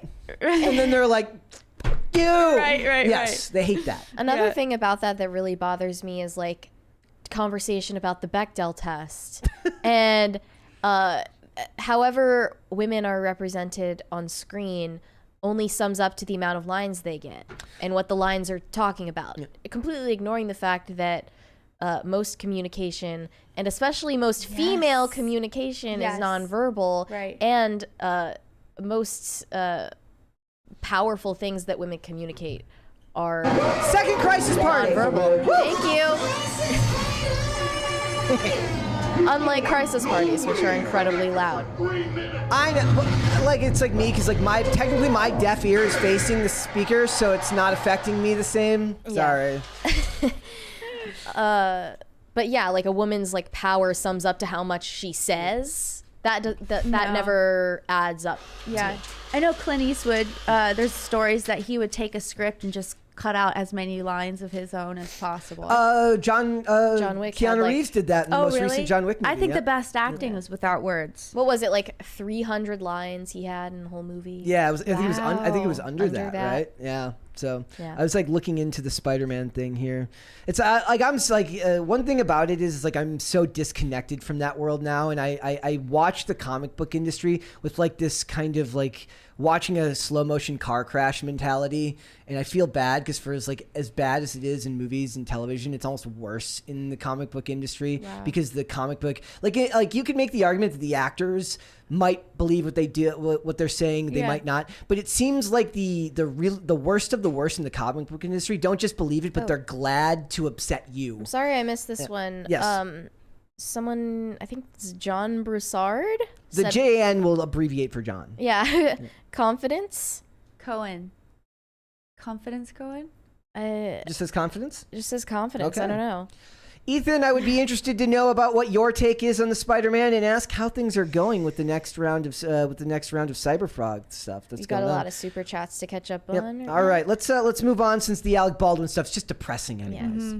Andrew Jacobs said, "Hi Samita, love you on Entourage." Oh, thank you. Mary, thank you for being the only podcaster to repeatedly reference Trump's nipples protruding tweet. I don't remember that. I don't either. Barney Frank looked disgusting, nipples protruding in a blue shirt today. Very, very disrespectful. I don't remember that. How do you not remember that? It's one of his best tweets. It's completely memory hold for Trump me. is a poet. He is. If you think about it. He's an artist. 1,000 Foot Deep End said, "Welcome to the show, Samita. Thanks. I watched The Mentalist at Brett's recommendation last year, and I loved Summer's character arc." Thank you. Yes. Thank you so much. Cleft the Misfit? You recommended it last year. Yes, Brett recommends. We have a thing here called Brett Recommends where I give recommendations. Speaking of which, I've got one here for you today, guys. If you watched Prison Break on Fox, there's a little known show that technically connects to it called Breakout Kings, starring Jimmy Simpson. I love Jimmy Simpson. There you go. He's a wonderful actor. Yes, he's fantastic. Yes. He plays like a neurotic neuroscientist who's in jail for gambling, and it's got Surinder Swan and a bunch of other, and it was Malcolm Goodwin before he went on and did iZombie. And in that show, basically, it's the most ridiculous premise. But like the U.S. Marshals use these criminals to help find people who break out of jail. And all I'm just thinking about, like, is there a world where do this many people break out of jail where like every week they're like finding a new person who broke out of jail? Like, I don't think that many people escape from prison. Both. It's prison in the show. So I'm like, because one of the things about it is like, if you've seen Prison Break, it's the art of showing the creative ways that people are trying to find their way out of prison. But the show, it's got Laz Alonso in it and Dominic Lombardozzi, who is in Tulsa King. So really, really good. It's very mid 2000s. It's kind of camp. It's kind of fun, but it's really good. Cool. Okay. Clef the you. Misfit said, Brett, I also like the second Transformers, but only because FX would show it 15 times a week, and I've watched the film so much it's embedded in my skull. It's basically Stockholm syndrome. You've been forced to like it because you've seen it so many times. I have the same. I think that's the same for the Fast and the Furious. I love it because I love the absurdity of it all. But some people have just been forced to watch it on cable so many times that they're just like, I guess I love it. Sketch Therapy sent a few here. He said, I've seen nearly $1 billion in diversity tax credits for film and TV in California, Wow. New York, and Georgia. Isn't this social engineering and propaganda through the tax code? That's $1 billion a year, and I didn't even look hard. Yep. Diversity tax credits force, I don't know how to say this, Fiduciary duty in admin. Yep. It's controlling them. Yeah, absolutely. You have to have a certain quota of ethnicity on your every team. So, and then they're hiring people that don't have any experience, but because of the color of their skin and their background, get the job. But then they have to ghostwrite behind them because they can't pull a whole series together. We referenced earlier that John Glover got hired originally through a diversity program, but obviously he's the gold standard. He's what you want them to be like. Donald Glover? Did I say John Glover? Yeah, you said John. Donald Glover got hired that way, and he's the gold standard. Yes. Like he ended up being an incredible talent. Right. That's what you want. Right. And so they'll hire diverse directors or producers and then have ghost producers behind them to actually run it that never get the credit. But because they basically get them for free because it's covered through diversity programs and hiring and stuff like that. And it's why I push back a lot of times when people complain about race swapping and stuff like that. I'm like, look, if they're hiring Denzel Washington or Morgan Freeman or any of these, nobody cares because they're an unbelievable actor and they have proven themselves for decades.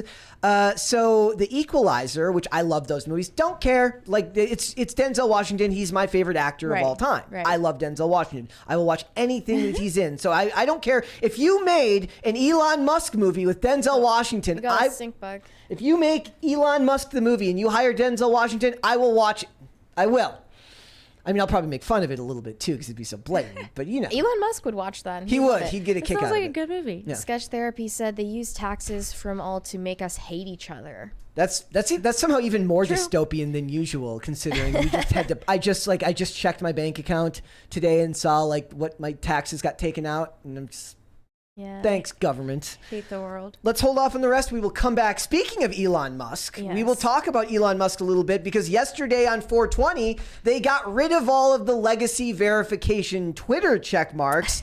And because he's a meme lord and he doesn't know how to exist without memeing, he left certain people's check marks. He basically said that he paid for LeBron James and William Shatner to have. I think Taylor Swift might also be on the list that he's paying for her because he's a simp for Taylor Swift. We know that he wants to have kids with Taylor Swift. I can't believe in my mind that Taylor Swift agreed to pay for Twitter Blue. Oh, I think she did. I think she's a business person. Above all, she feigns moral outcries. Think so? Over being a businesswoman. She's like, I'm a businesswoman. But Elon Musk wants to date her, so he does. He's happy to get the bill for her Twitter Blue subscription. But my favorite part is LeBron James says he denies paying for Twitter checkmark, and that they think Elon is trolling. Be able to force Twitter Blue on somebody though. He's like, you want to like, I don't have Twitter Blue, but it's like almost out of like a form of like, I'm not gonna pay for a checkmark. I don't want the checkmark.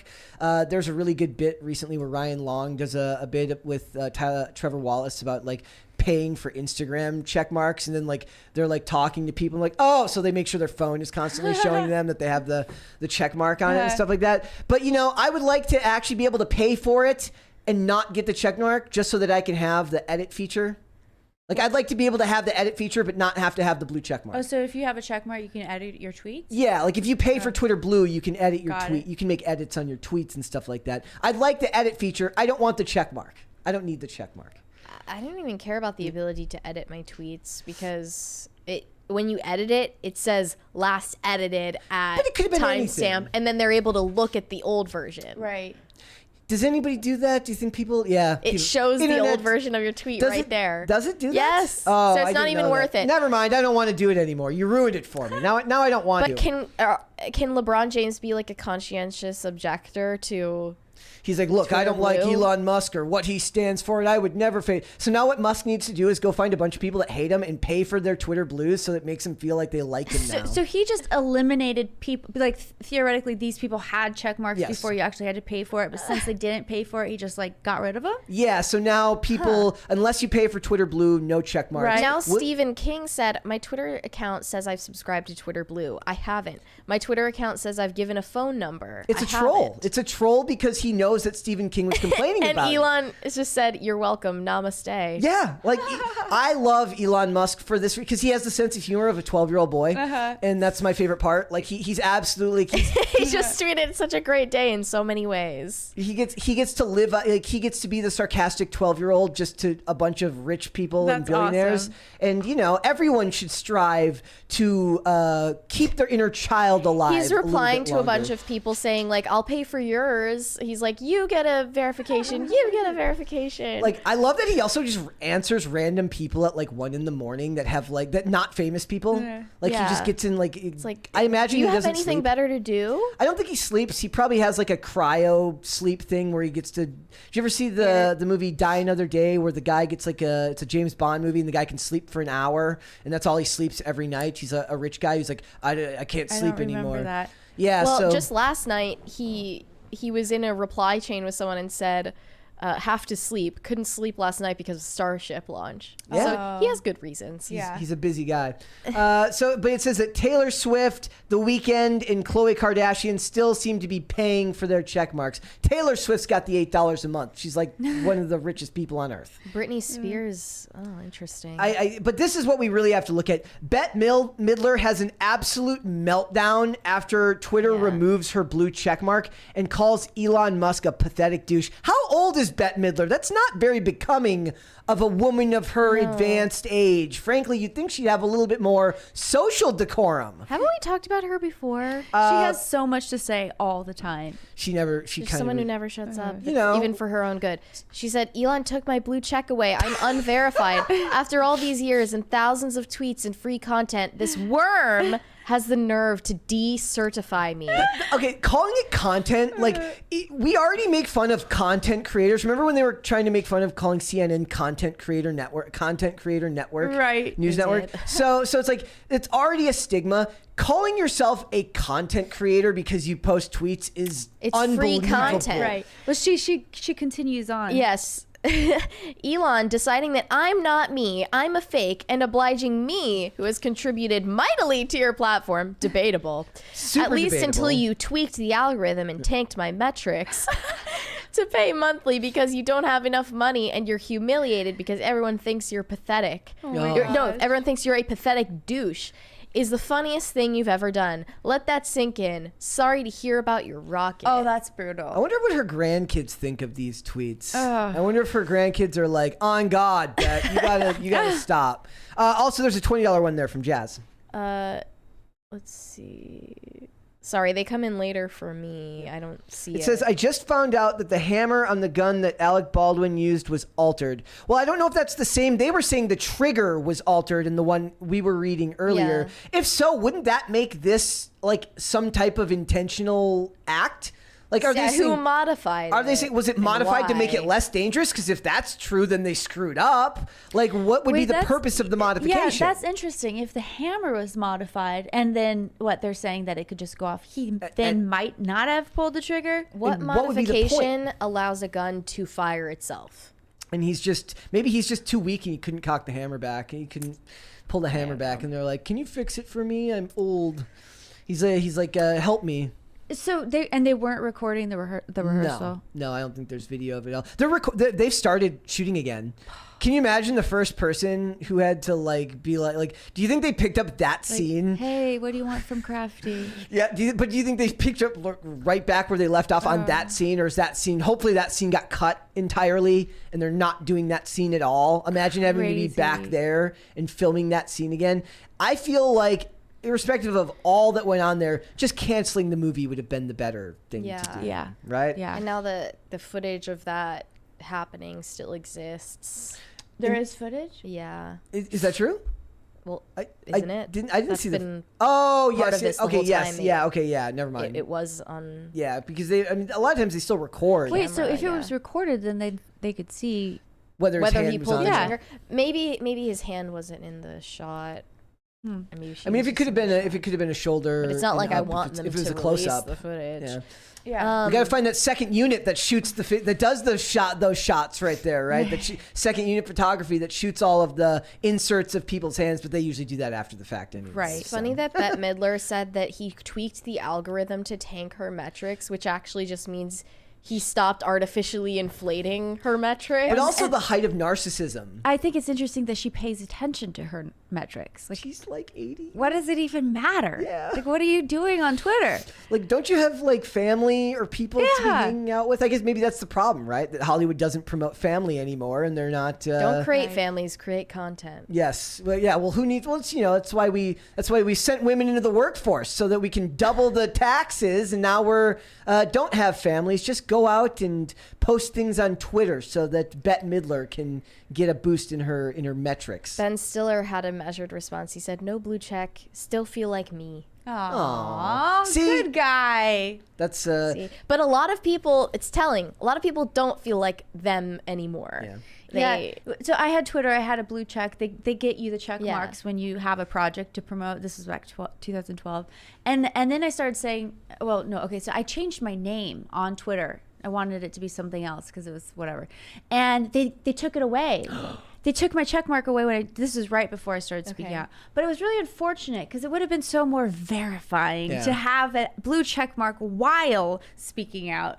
And it was interesting because it was like a little bit less attention through the things that I was saying there versus on Instagram where there's utter hysteria. because of the The check mark. Yeah. You're like, you don't really matter. You don't have a check mark. it does something to people in It their does. brains. It does. Does this do you get into a lot of these discussions on Instagram? 2020, I was dead. I almost have PTSD thinking about the amount of time I spent on social media talking to people because I thought that I'd be able to change people's minds, but even more than change people's minds, speaking directly to them, the answers that I left were so thought out so that if anyone came across the thread, they would be able to read it and be like, maybe that, or whatever. I spent hours talking to people in these. Do you regret it? I don't know how I could do it. It was probably like sort of a manic episode because the peak of the energy of what was going on, it was like right after the BLM peaceful protests and all that stuff, and November was hitting for the election. It was like, in my mind, it was do or die. Like, we have to get this person in or it's going to be the end of the world. It's really funny. I had that not quite the same thought, but I remember at that time I was still posting new skating edits every day, and normally what it was is I skate every single day, and I would post a new edit every day, but I had like a backlog of like 15 to 20 edits just because I was making so much content at the time. And the day of the election, I ended up moving that one up and posting it that day because what I was doing is I was posting skating edits, but all of them had voiceovers in which I would talk about what was going through my mind that day. They're basically like journals, but with skating tricks. And I mentioned like a certain amount of like social anxiety relating to the election. And that was as close to political as you'll see me get on social media because I'm just not interested. I'm not interested in arguing with you on social media. I know what I believe. If you want to have that discussion in person, we can have that discussion in person. I disagree with people. Me and Mary love to disagree on things all the time. It's like that's fine. In person, that's different. On social media, I don't have the time for it. But I ended up posting something about it that day, and I got responses from people who are like, dude, tonight's freaking awful. Right. And it's just like by the next morning I'm like, it's not the end of the world. Yeah. It's gonna suck, whatever, but it's not the end of the world. Right. But it is weird, like, because for me it's the opposite. Instagram was like a safe haven because I just didn't talk about it. I just wasn't interested. Most of the people that I followed were people from skating, which is a different industry. So it's like my Twitter now, I just restarted Twitter this year, is almost all this industry and politics. Even though I'm not really interested in politics, I still keep up with it. Whereas Instagram, it's like two different worlds. Yes, it's literally like really completely is. different things. Yes. So yeah. Bette Midler could use with some cleansing of her timeline. Yeah, there are just so many people with actual worms in their brain who think that a verification check mark makes them who they are in real life. That's so sad. Genuinely.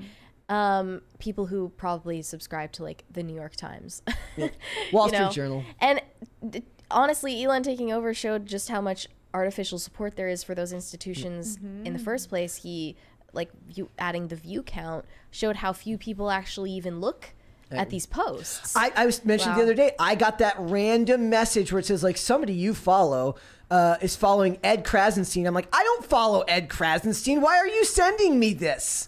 I don't give a crap about Ed Krasenstein. They were here. Someone tweeted, Elon thinks this is a funny joke. As a former verified account who lost their blue check mark, I know how dangerous this really is. People are going to die. It has to be a troll, right? Celebrities are being defamed left and right. Internet live streamer Hassan Piker has brought attention to several impersonators, including one who is telling people that he's homosexual.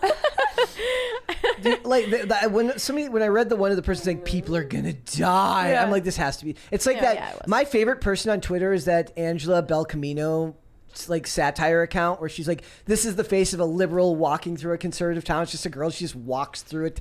She just walks while smiling. It's like the greatest Twitter account. It's very cleverly done satire. There's a $20 one right there. Hopefully I see this one. Mass beep. Somebody named Jenna said, first time super chatting, you guys. Love the show. I take great joy in watching celebrities cry about a blue check mark about as juvenile as a kid being pissed about the color of iPhone they got for Christmas. Cry more, you plebs.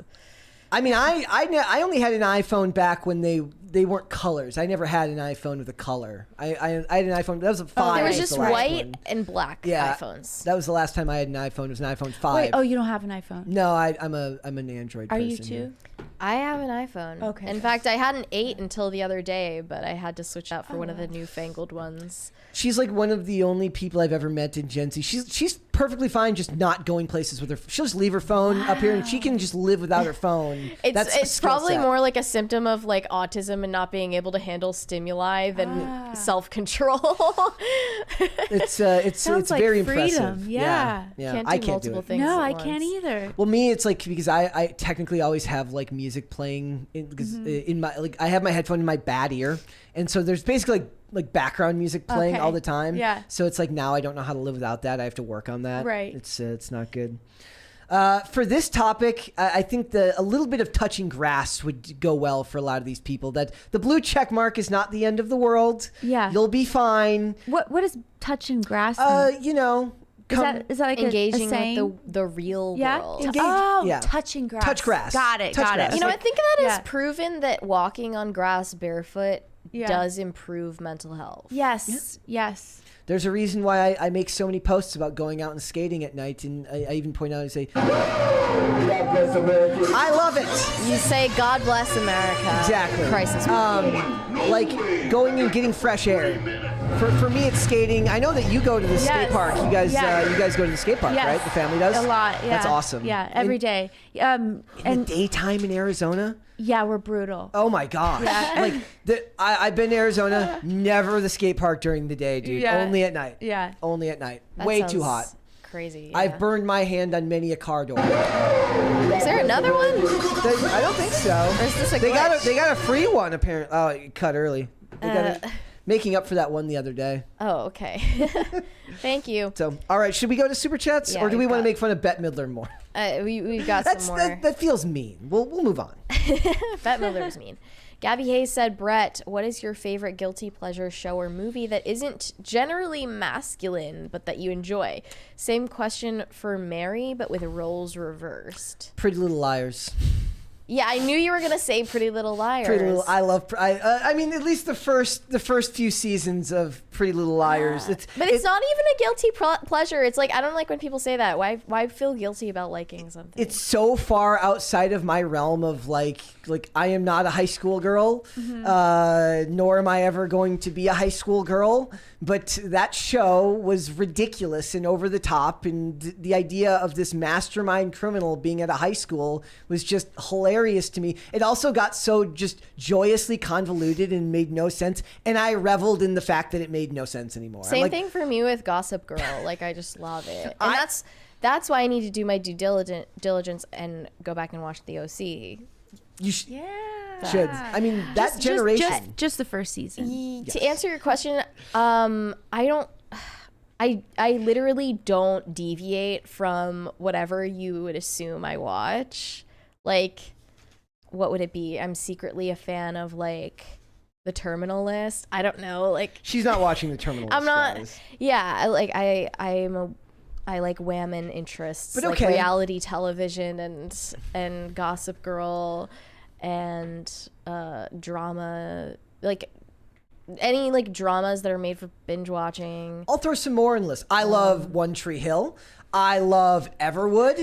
I love all of these. See, they're not guilty pleasures though. You shouldn't feel ashamed of that. They're fantastic. They're just not what they weren't shooting for the teenage boy demographic when those shows were being made. They were not. Yeah. So I love those shows. Okay, Marco sent us $2 without a message. Thank you. Jennifer N. Presley said, "Do we know why there's no new Tim stuff?" I didn't know that there was a drought. Is there a drought? Oh, it might be because he does the Culture War on Fridays now instead of segments. Oh, okay. So that episode is up though. If you go, And Brett's on it, but don't go watch it yet. Yes, wait Stay till with this us. episode is done. But if you go look up the Culture War on YouTube, the episode from today I think is the second thing that comes up. It's with Mark Pellegrino and Tim Pool. T-Bone said, "Hey Samita, will you ever go on IRL?" Sure. That would be great. I mean, that would be awesome. Yeah.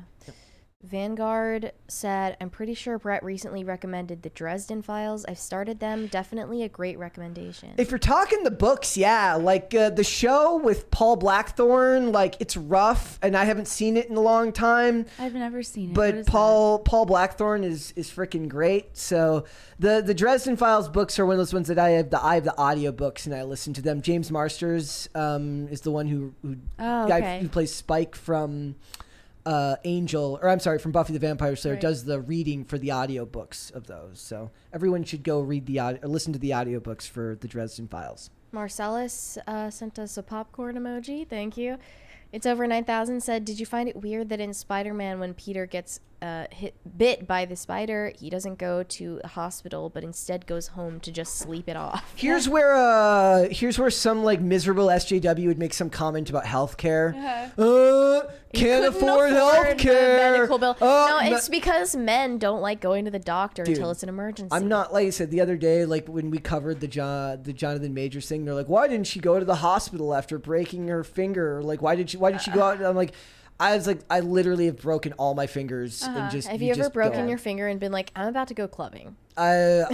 I've broken my finger and just gone home, but still be able to pick things up. Like it's just you don't go. They're just gonna set it anyways. It's like if you've broken a rib, you're just built different. It's no. Just guys aren't going to the hospital. I broke my hand jumping into a pool, and I waited 2 weeks to see a doctor. Jumping into a pool? Into a pool. It was the water. I dove in. No, I hit the ground. Oh, yeah, it was pretty bad. But you're kind of in denial. You're like, this really hurts, but it's probably not that bad.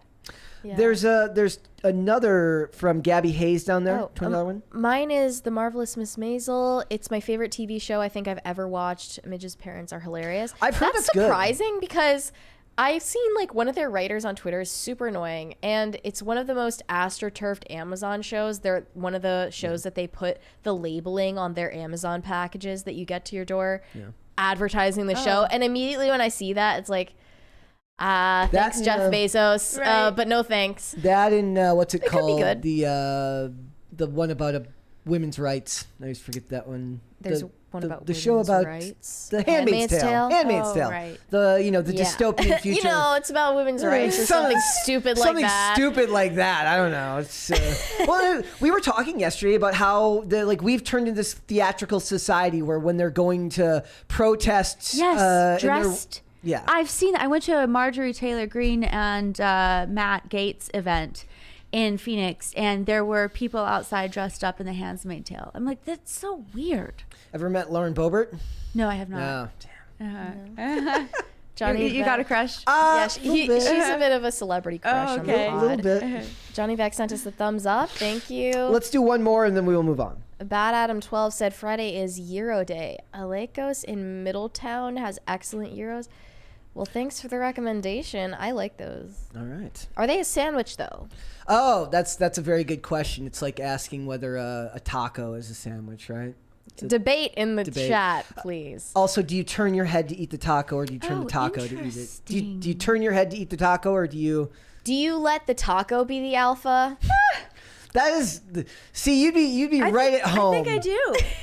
Yeah. Here's the thing: if it's a hard shell taco, you turn the taco. If it's a soft shell taco, you don't have to do anything. It just stays the way it is. You're letting it control you. But wait, how do you eat it vertically? That is the type of thing Andrew Tate would be able to make a hilarious video about. You turn the taco. You don't conform yourself got to you. the Yes. taco. Okay. Yeah. I turn my head to eat the taco. You're the alpha. Remember this, people. We will come back, ladies and gentlemen. Mary, tell us all about Molly Kearney. Yeah, guys, if you saw the most recent weekend update on SNL, you'll know what I'm talking about. This is the first non-binary cast member of SNL. They announced that she joined back in September last year, and we talked about that a little bit. But they're still tokenizing her, which is what they originally made jokes about doing, like in a self-aware way.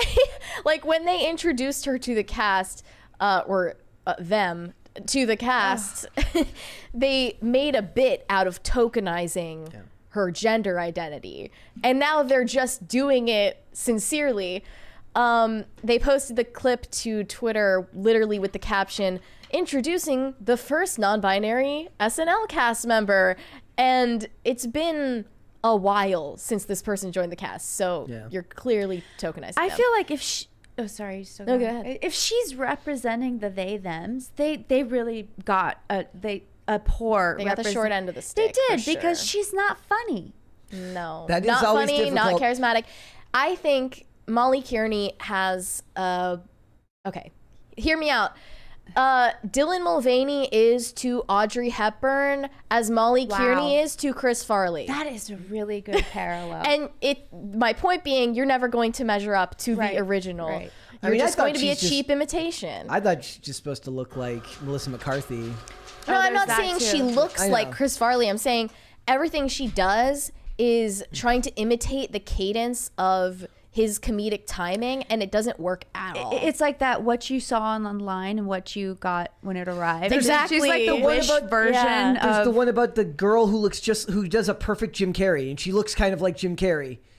Oh, really? I'm gonna find. Well, at least she does it justice. But anyway, in this bit, it starts with Michael Shea introducing the topic of anti-LGBTQ laws that are being introduced in many states, threatening the health care of trans kids, meaning gender-affirming care, which we know is not healthcare. Then they foist Molly Kearney on a harness down into the set, and her first line is, "My groin area is beefed."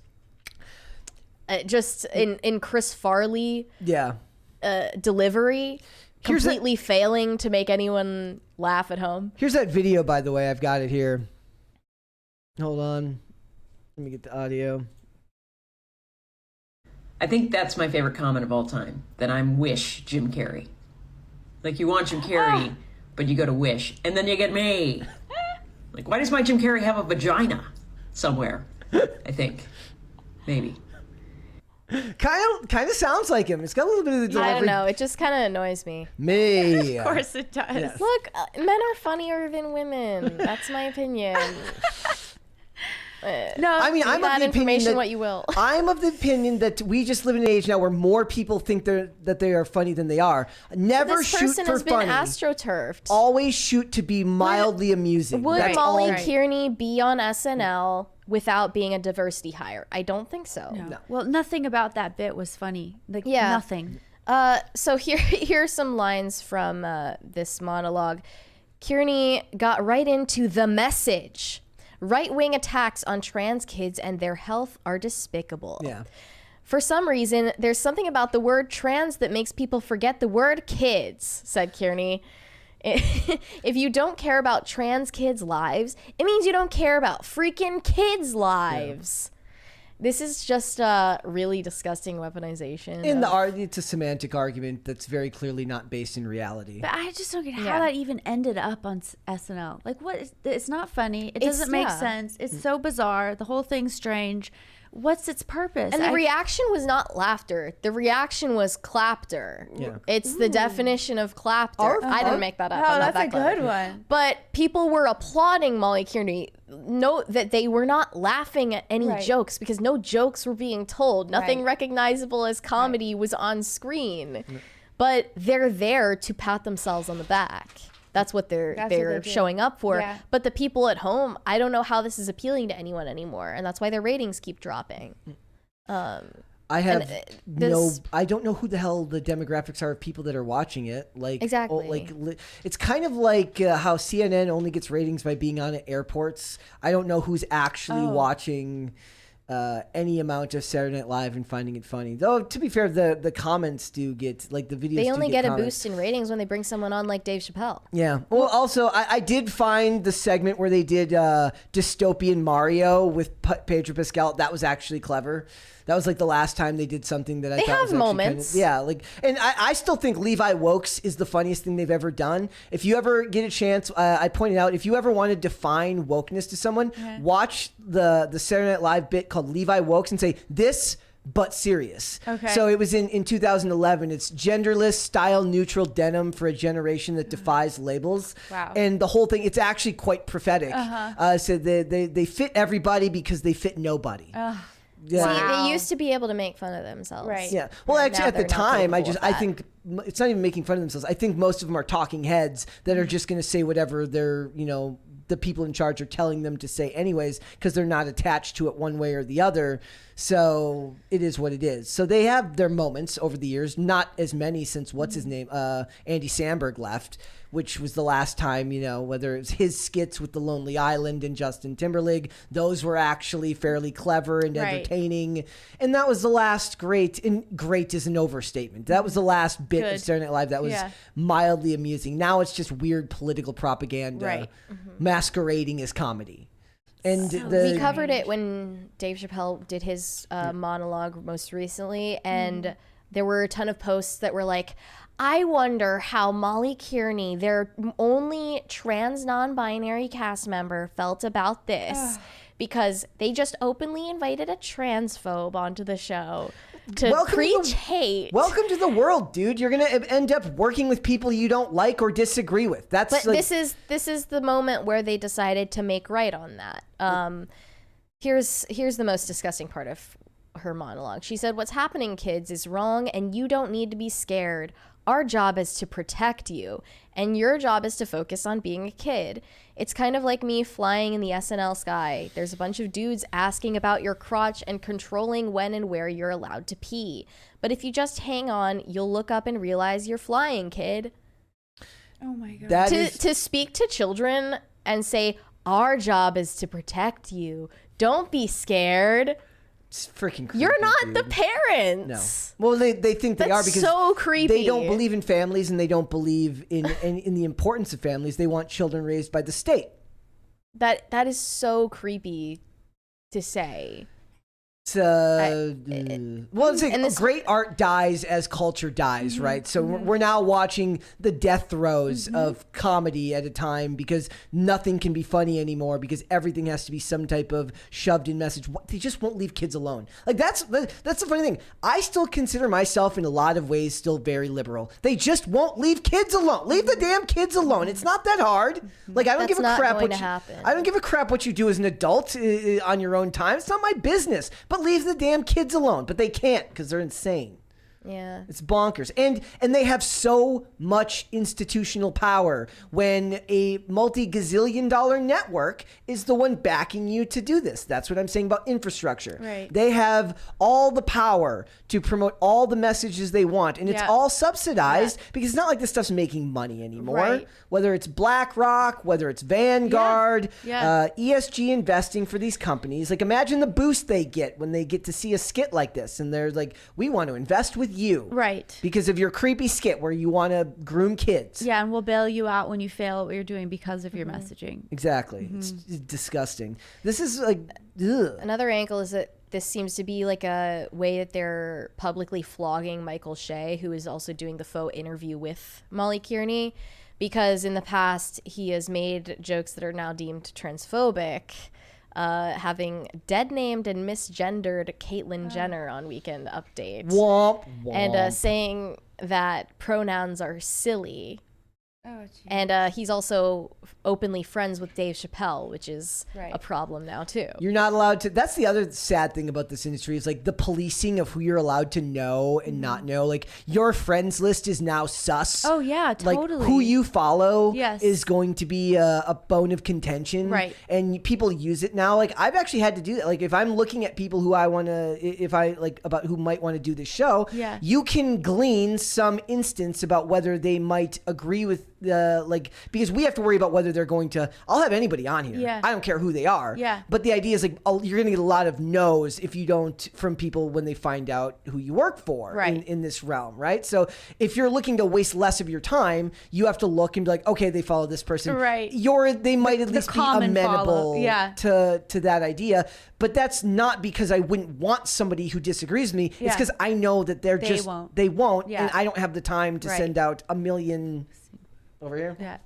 Have you felt that like tyranny over who you're allowed to associate with? Yeah, in I'm the actually industry? surprised. The first 2020 and 2021, I had a lot of unfollows from fellow industry people. But then slowly they started creeping back when all the information that I was saying was verified and became sort of more popular and acceptable amongst people. And the Overton window shifts. Yeah, it was interesting. Do you think that for a lot of them, it's just that impulse? There's a lack of impulse control, right? Like Yeah. a lot of people don't have the ability to just wait on that tweet. They have to say it now. Right. They don't know Yes. that, like they're feeling it in their Yeah. gut. Yeah. And they always say like, if you have something that, if you're going to send somebody a negative, say something negative to someone, Yeah. like write it in a letter, wait a week to send it. Right. And Right. nobody has the ability to even wait 10 minutes. Pause when agitated. Yes. Yeah. And that's one thing that I think I do fairly well. Like, granted, I don't post a lot of stuff that's angry, but even when I Yeah. did, I waited. Like, it's like if it still bothered me, Right. like 20 minutes later, and the few times I had like post and delete, I was like, oh, the one I let it slip, and yeah. it does happen. Yeah. But in general, wait. Yeah. You don't need to just respond Right. away to someone. Right. Thankfully, all of the feedback on the video SNL posted on YouTube is negative. That's always I just wanted encouraging. to read some comments. Someone said, "This is literally future comedy from that South Park pandemic episode." Another person said, "Imagine showing the current world to somebody 10 to 20 years ago. Would you guys have believed Oh it?" my gosh, no. No, it's like when people, they're like, imagine showing somebody from 1980 this picture. It's a guy walking with a cell phone and like looking at himself. It's like you wouldn't be able to explain what the hell's going on. Or people forcing you to play pretend with them. Yeah. We've got a super chat from Ryle Kittenhouse that just says A. Thanks. Thank you, Ryle Kittenhouse. Another person said, "I miss Norm." Yes, we all miss Norm Macdonald. And Brett, I think if you like Norm Macdonald's style of comedy, you might like Sam Hyde. Oh, It's a little bit similar. I'll have to. It's one of those great mysteries that I've just never watched. Like I hear him referenced all the time. Never watched a What? single Sam Hyde thing. Sam Hyde. He was on Adult Swim briefly in Oh. 2016, but got canceled. And we were just talking about a reality show that he's making yesterday. Anyway, I'm sure that the video SNL posted is getting mass disliked, just like the rest of their overtures. Well, that's in YouTube helps them by getting rid of the dislike button. Actually, no. like, how can you I think can you're look it up. oppressed or put upon when every mega corporation backs you? Resist. That's they my all question. say. Like, Because the oppression always starts in their brain, no matter what. It's their own oppression. because they hate themselves. That's the real Exactly. thing. Exactly. What's the name of the they, skit? They hate themselves. It was Weekend Update, Molly Kearney on anti-LGBTQ bills in the United States. They hate themselves so much they have to change their identity. It's true, yeah. I think, like, especially non-binary, it's the renouncing of your innate femininity, and you become your like body becomes a monument to like renouncing your life-giving capacity as a woman. Wow. 8,000 upvotes, 8.2 thousand upvotes to 15,000 downvotes on that skit. So, And I just added one more. yep, there you go. There you go. I don't know if that made any difference in the world, but it makes me feel better. That's what it's about. All right, we got some super chats there. X said, "Boo, money gun, go burr." Thank you. I do love the money guns. Nasta B said, "What celebs would you like to see in the ring on Celebrity Deathmatch?" See, that's what we need. Awesome. That's what we need to do. We need to bring back Celebrity Deathmatch. I don't remember. That was it was the claymation on MTV. Oh, Remember yes, that? Like celebrities basically fighting to the death. Yeah. Those were great times. Who could we do with it now? Remember when we could make fun of celebrities? That was well. Now the media runs cover for the celebrities. Right. The media doesn't actually help. Yeah. It's why in the example I always get that I always point out is when they used to do mean tweets and the celebrity would get put down by somebody and they'd make a really sad face. Yeah. That was like you getting to laugh at the celebrity because they have all the power. They have the money, they have the status, they have the power. And some dude with 30 followers gets to say something clever and have his day. Now they let the celebrity clap back. I'm like, that's not funny. Nobody likes that. You're right. Who do we want to see in the match? Yeah. Molly. Tom Cruise versus Molly. That's what I want. Or Tom Cruise against who is that one actress? Pedro who left Pascal. Scientology? Oh, Leia Remini. Yeah, Leia Remini. What about Rosie O'Donnell and Molly? Yes. Versus what's her name? That's now Roseanne.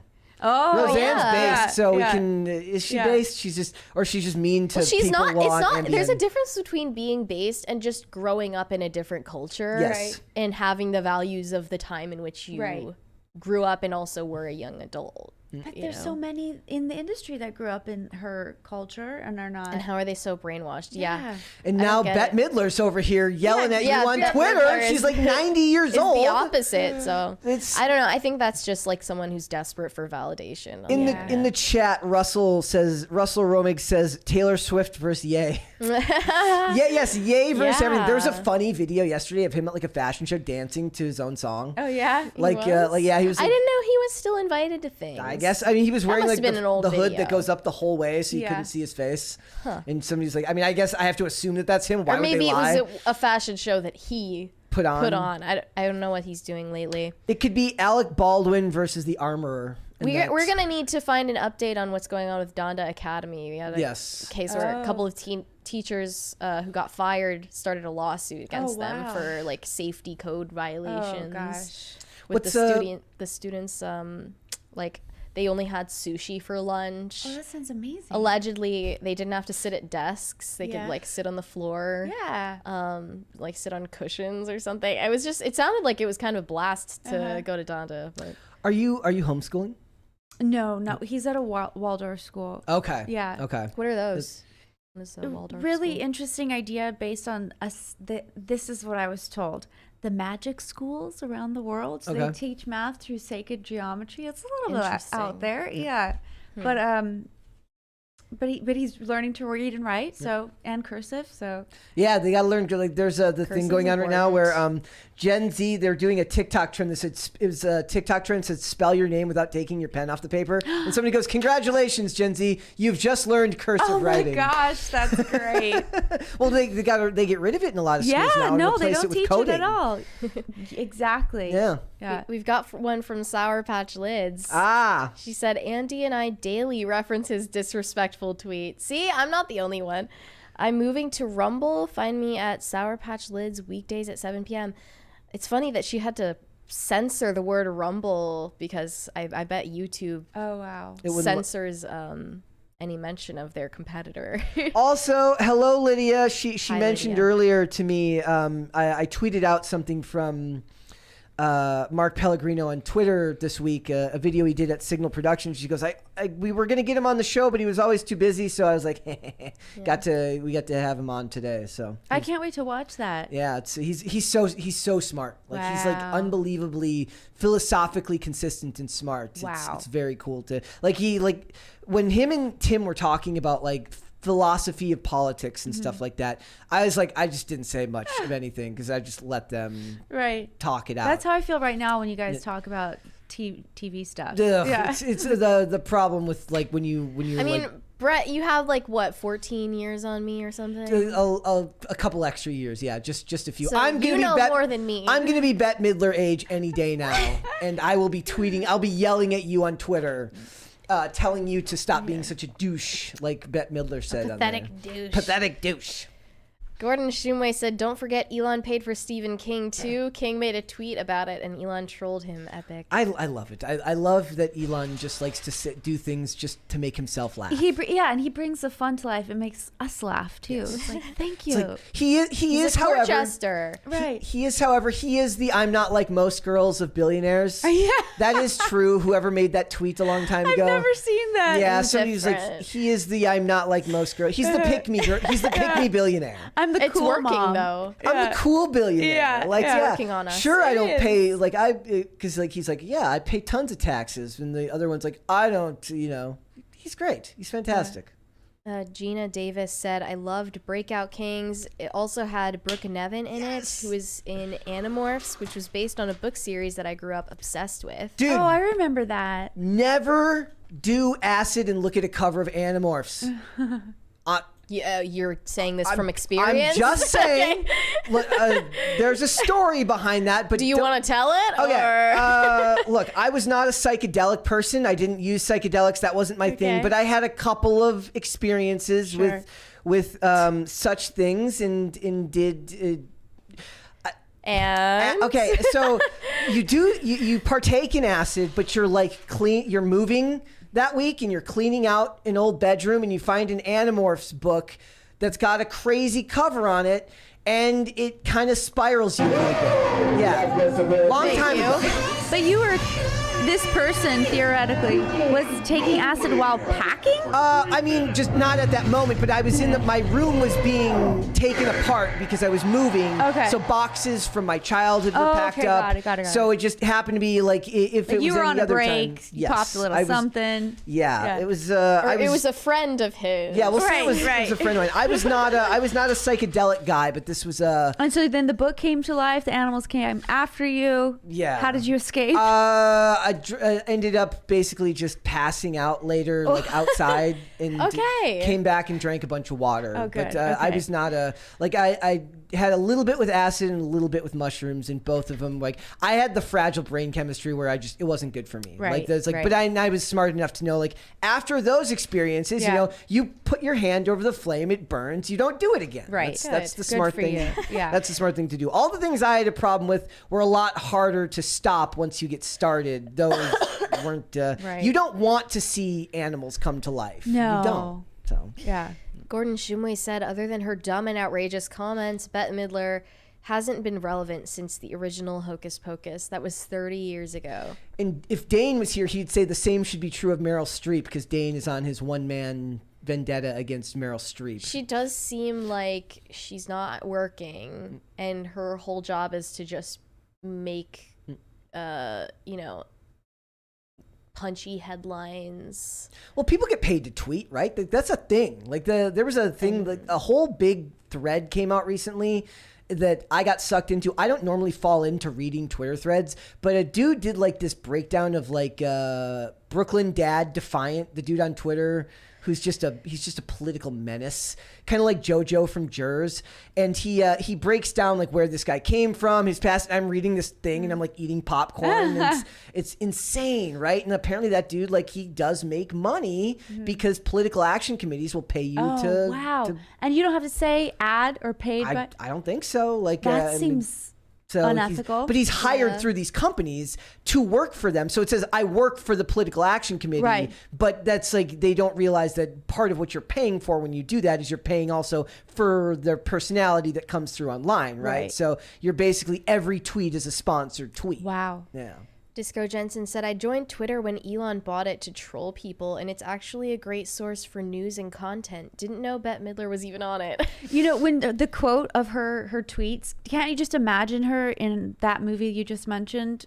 Hocus Pocus? Yeah. Like her in the Yeah. witchy costume yelling that. Long Yes. time ago. Disco Jensen, or I'm sorry, Corey Anderson said, a few years ago, I got suspended on Twitter for a week for calling Bette Midler the C word. Oh, man. Playing with fire there, man. If Elon was there, Elon probably would have let it go. Yeah. But you could just, you know what you can do? You can claim Australian. Oh, really? What? You should just, not really. I'm It's just not a saying. slur there. They love that word. You can be Right, like, it's not me, it's Yeah. my. Dananda. Yeah. I'm not being mean, I'm just Australian. It's more like buddy, endearing. It's like, who was it? Was like, was Yeah. it like, that was like, I'm not a sex offender, I'm just Italian. Who was that? Was that not Newsom? Cuomo? Was it Chris Cuomo? Yeah. Oh you know, my after gosh. that happened, he said, like, I thought about killing other people and myself because I'm so passionate as an Italian. That's like suicidal tendencies. Like that's a 5150 type of But comment. no, it's just his Italian passion. Oh, got it. He's Okay. just you know, he right. couldn't join the mob. We're past the salad days of the mob, and now he's passionate. He just watched Goodfellas and decided, like, this is going to be my entire identity. Corey Anderson, I'm not going to read that second chat because it is vulgar. Chad O. Jackson said, I love Samira. Aw. We all do. James Thanks. Ornthal Wen said, remember when BLM removed Disrupt the Nuclear Family? Yep. They removed that from their They website? did because they got called out about it too many times. They just deleted it. Got it. I mean, a lot of the people that I brought that attention to that to Yeah. didn't even care. Oh, so then people had screenshotted. Yeah. But the people I said, I was able to show that to people while it was still up there, and most of them didn't care. Well, a Yeah. lot of secular people, at least, would ostensibly stand behind that statement, actually, because of all of the conditioning that they've been undergoing. Let's do one more, and then we will finish up. Darth Doza said, I'm not reading that. All right. Well, we will Well, I save off read enough. it. I want to talk a little bit more before we're done here, guys, about Disney, because Disney seems to come up a lot because they seem to be the big evil megacorp that we deserve in this time that we live Evil in now. Corp. It's basically Evil Corp, right? Disney's Entertainment Evil Corp, and they've got another round of layoffs coming soon.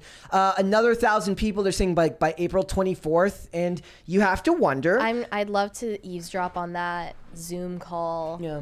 When they get fired? When they get notified. I mean, I feel bad for the employees because I'm guessing that like it's not like it's the big stars that are getting let go. Am I It's not- supposed to cry about Disney employees who are already redundant getting fired? If we're talking big tech employees, that seems a little bit different. You're with all literally the email working jobs. for Evil Corp. Yeah. I don't care if you lose your job. Do you guys and this is watch going to be Disney movies? 15% of their entertainment sector. Yeah. What? How much 15%. of their entertainment sector? And including people who are on camera. So you keep Disney out of the house? As far as I know, he is sneaky. He's 10. But what's a Disney movie that's come out recently? There's Strange World is Red, one. Strange World, Okay, Lightyear. Turning Red. No, yeah, we Yeah. don't do Lightyear. Disney. Yeah. No. Yeah, Any so of those ring a probably good to keep Disney out of the home. Yeah. Given that But they're I'm the- really diligent about teaching him the propaganda that seeps through and how to look for it. So he picks it out immediately. We got called out the other day because we were talking about how great the 90s television was with the dads who come in. You called it leaning on the shoulder. bud. yeah. No, leaning on the door frame. Yeah, the door Yeah, frame. Yeah, that's so good. But we loved it. We loved Yeah. it at that time. I would have loved to have Bob Saget as my father giving me some fantastic speech about being kind to other people or something like that. My dad was great, but Bob Saget had fantastic music playing behind him. Gravitas. Now, if only my Yeah. dad had given me my lectures with fantastic Right. music behind it, In the door jam. I would have been more well-adjusted. That's the problem. If he had just gotten a boombox. If only. If he had just gotten a boombox and set a boombox up, I might have turned out better. Right, But, you know. right.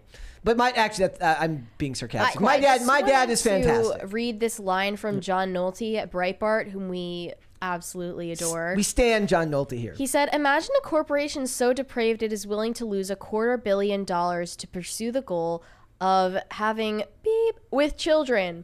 That's all this is about. It's not about tolerance or acceptance. It's about one thing and one thing only, sexualizing your kids. Yeah, and Facts. and now they're having like all ages Pride Night coming up soon. Yeah, they announced Pride Night, spelled Nite, very Not sure what they were going for there. earlier? Mickey and Minnie Mouse will be dressed in rainbow costumes. And meanwhile, Ron DeSantis is contemplating building a state prison next to the park. Wow. Which is even funnier because Disney wants to build affordable housing next to the park, as if anybody living in affordable housing would be able to afford to go to Disney. Yeah, they better be giving them free tickets Yeah. too. Otherwise, the kids in the affordable housing units are going to look up at Disneyland every day, And not be able wondering to go when there. we'll ever be able to go. That's just mean. Yeah, Just it's kind of mean evil. to the kids. And for Disney, it kind of reminds me the Mickey and Minnie in the rainbow costume reminds me of that Ralphie May skit about taking the rainbow flag back, about how it was stolen. And he basically says, he goes, you draw out your family in front of the house, put a big rainbow back there. Gay. Gay. It basically is like they took it. It's like they took the rainbow. They stole the rainbow. I want the rainbow reclaim back. it. We He can goes, take it back. He goes, I didn't get an email about this. We didn't have a meeting. F you, you greedy bastards. Like, give me the rainbow back. And that's what it is. They've stolen it. So now it's kind of got this own subtext all its own, which is kind of a bummer because now Disney gets to do this type of weird propaganda. So no, I don't care when 7,000 employees at Disney who offer no value anyway Yeah, get fired. that should crumble out anyways. Yeah. I look. They're getting fired because they don't do anything of value. They're paid to just answer emails. They can become coders. Learn to code. Learn to code. I don't know what to say. Learn to code. And now the learn to coders are the ones being fired, and the people are like Go to learn trade trade school or something. Right. Yeah. Well, the thing is, we're programmed to believe we can only operate and function under this system, and if you are not there, you're screwed. But the reality is, human beings have been able to survive since the beginning of human beings, and we just find a way.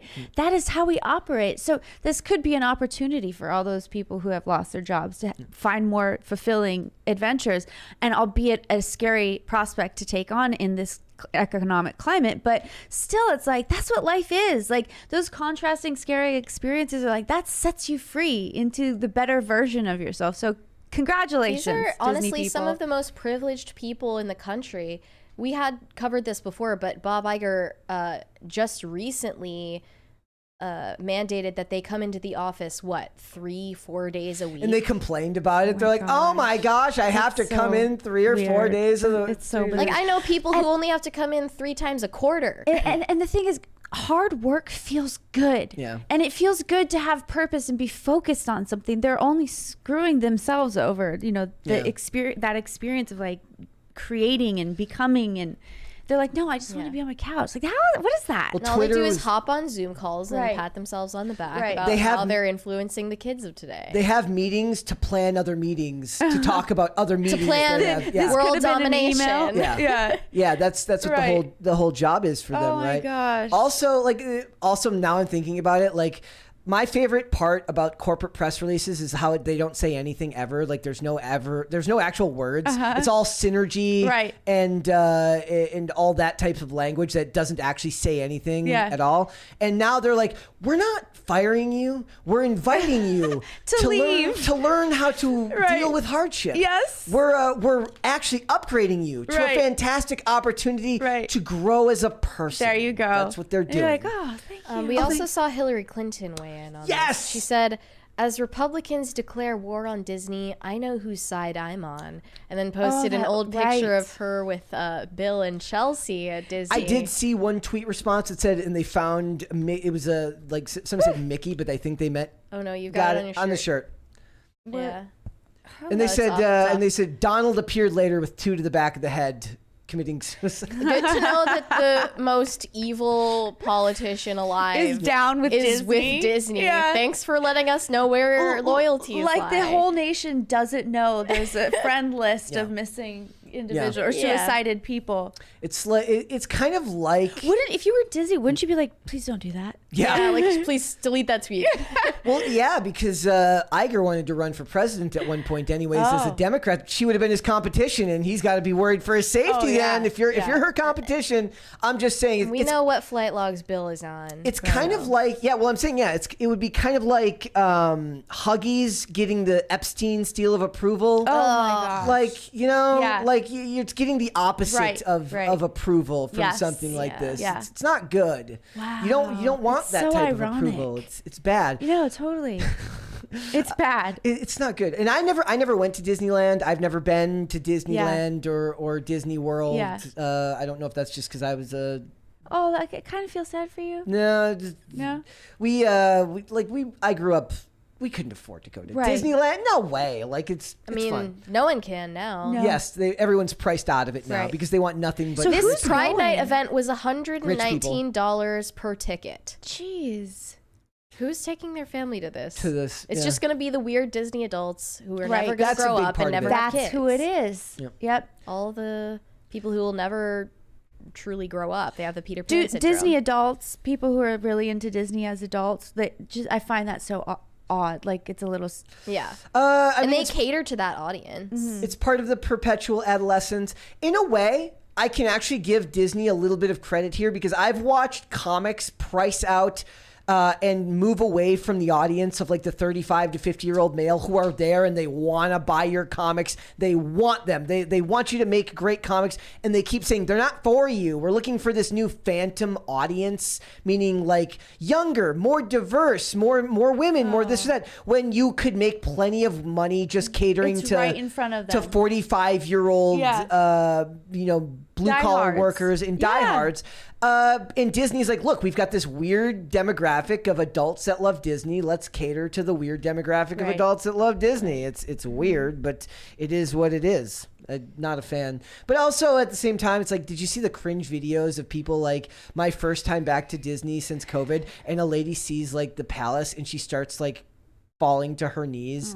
And I'm just like, I'm not going to say anything, Yeah. but maybe you need a little bit more in your life. Right. Like if You need something's- Jesus. Maybe like or like a hobby, like something. Both. Jesus or a hobby. Like Both. pickleball is huge right now. I love pickleball. Do you play pickleball? I do. Okay, I Yeah. don't. So Yeah. That's awesome. Pickleball is huge right now. Maybe instead, maybe if that lady played a couple of rounds of Pickleball, pickleball, yeah. she wouldn't fall to Pickleball her and knees. Jesus. Yeah.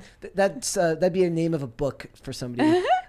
Somebody's biography will be called "Pickleball and Jesus: My Life Story." It'd be fantastic. So I don't feel great for anyone losing their jobs, but it is what it is. No, for them. that's sucky, but you'll be okay. I don't know if they'll get that prison built over there. They could bring They get all a of new the job. creepy. Yeah. They could go be prison guards at the prison. Yeah. that's fantastic. That'll be fun. All right, we got some super chats to get through there. Do we not, Mary? Saverick said, y'all have the prettiest guests. Aw. That's nice. Thanks, Saverick.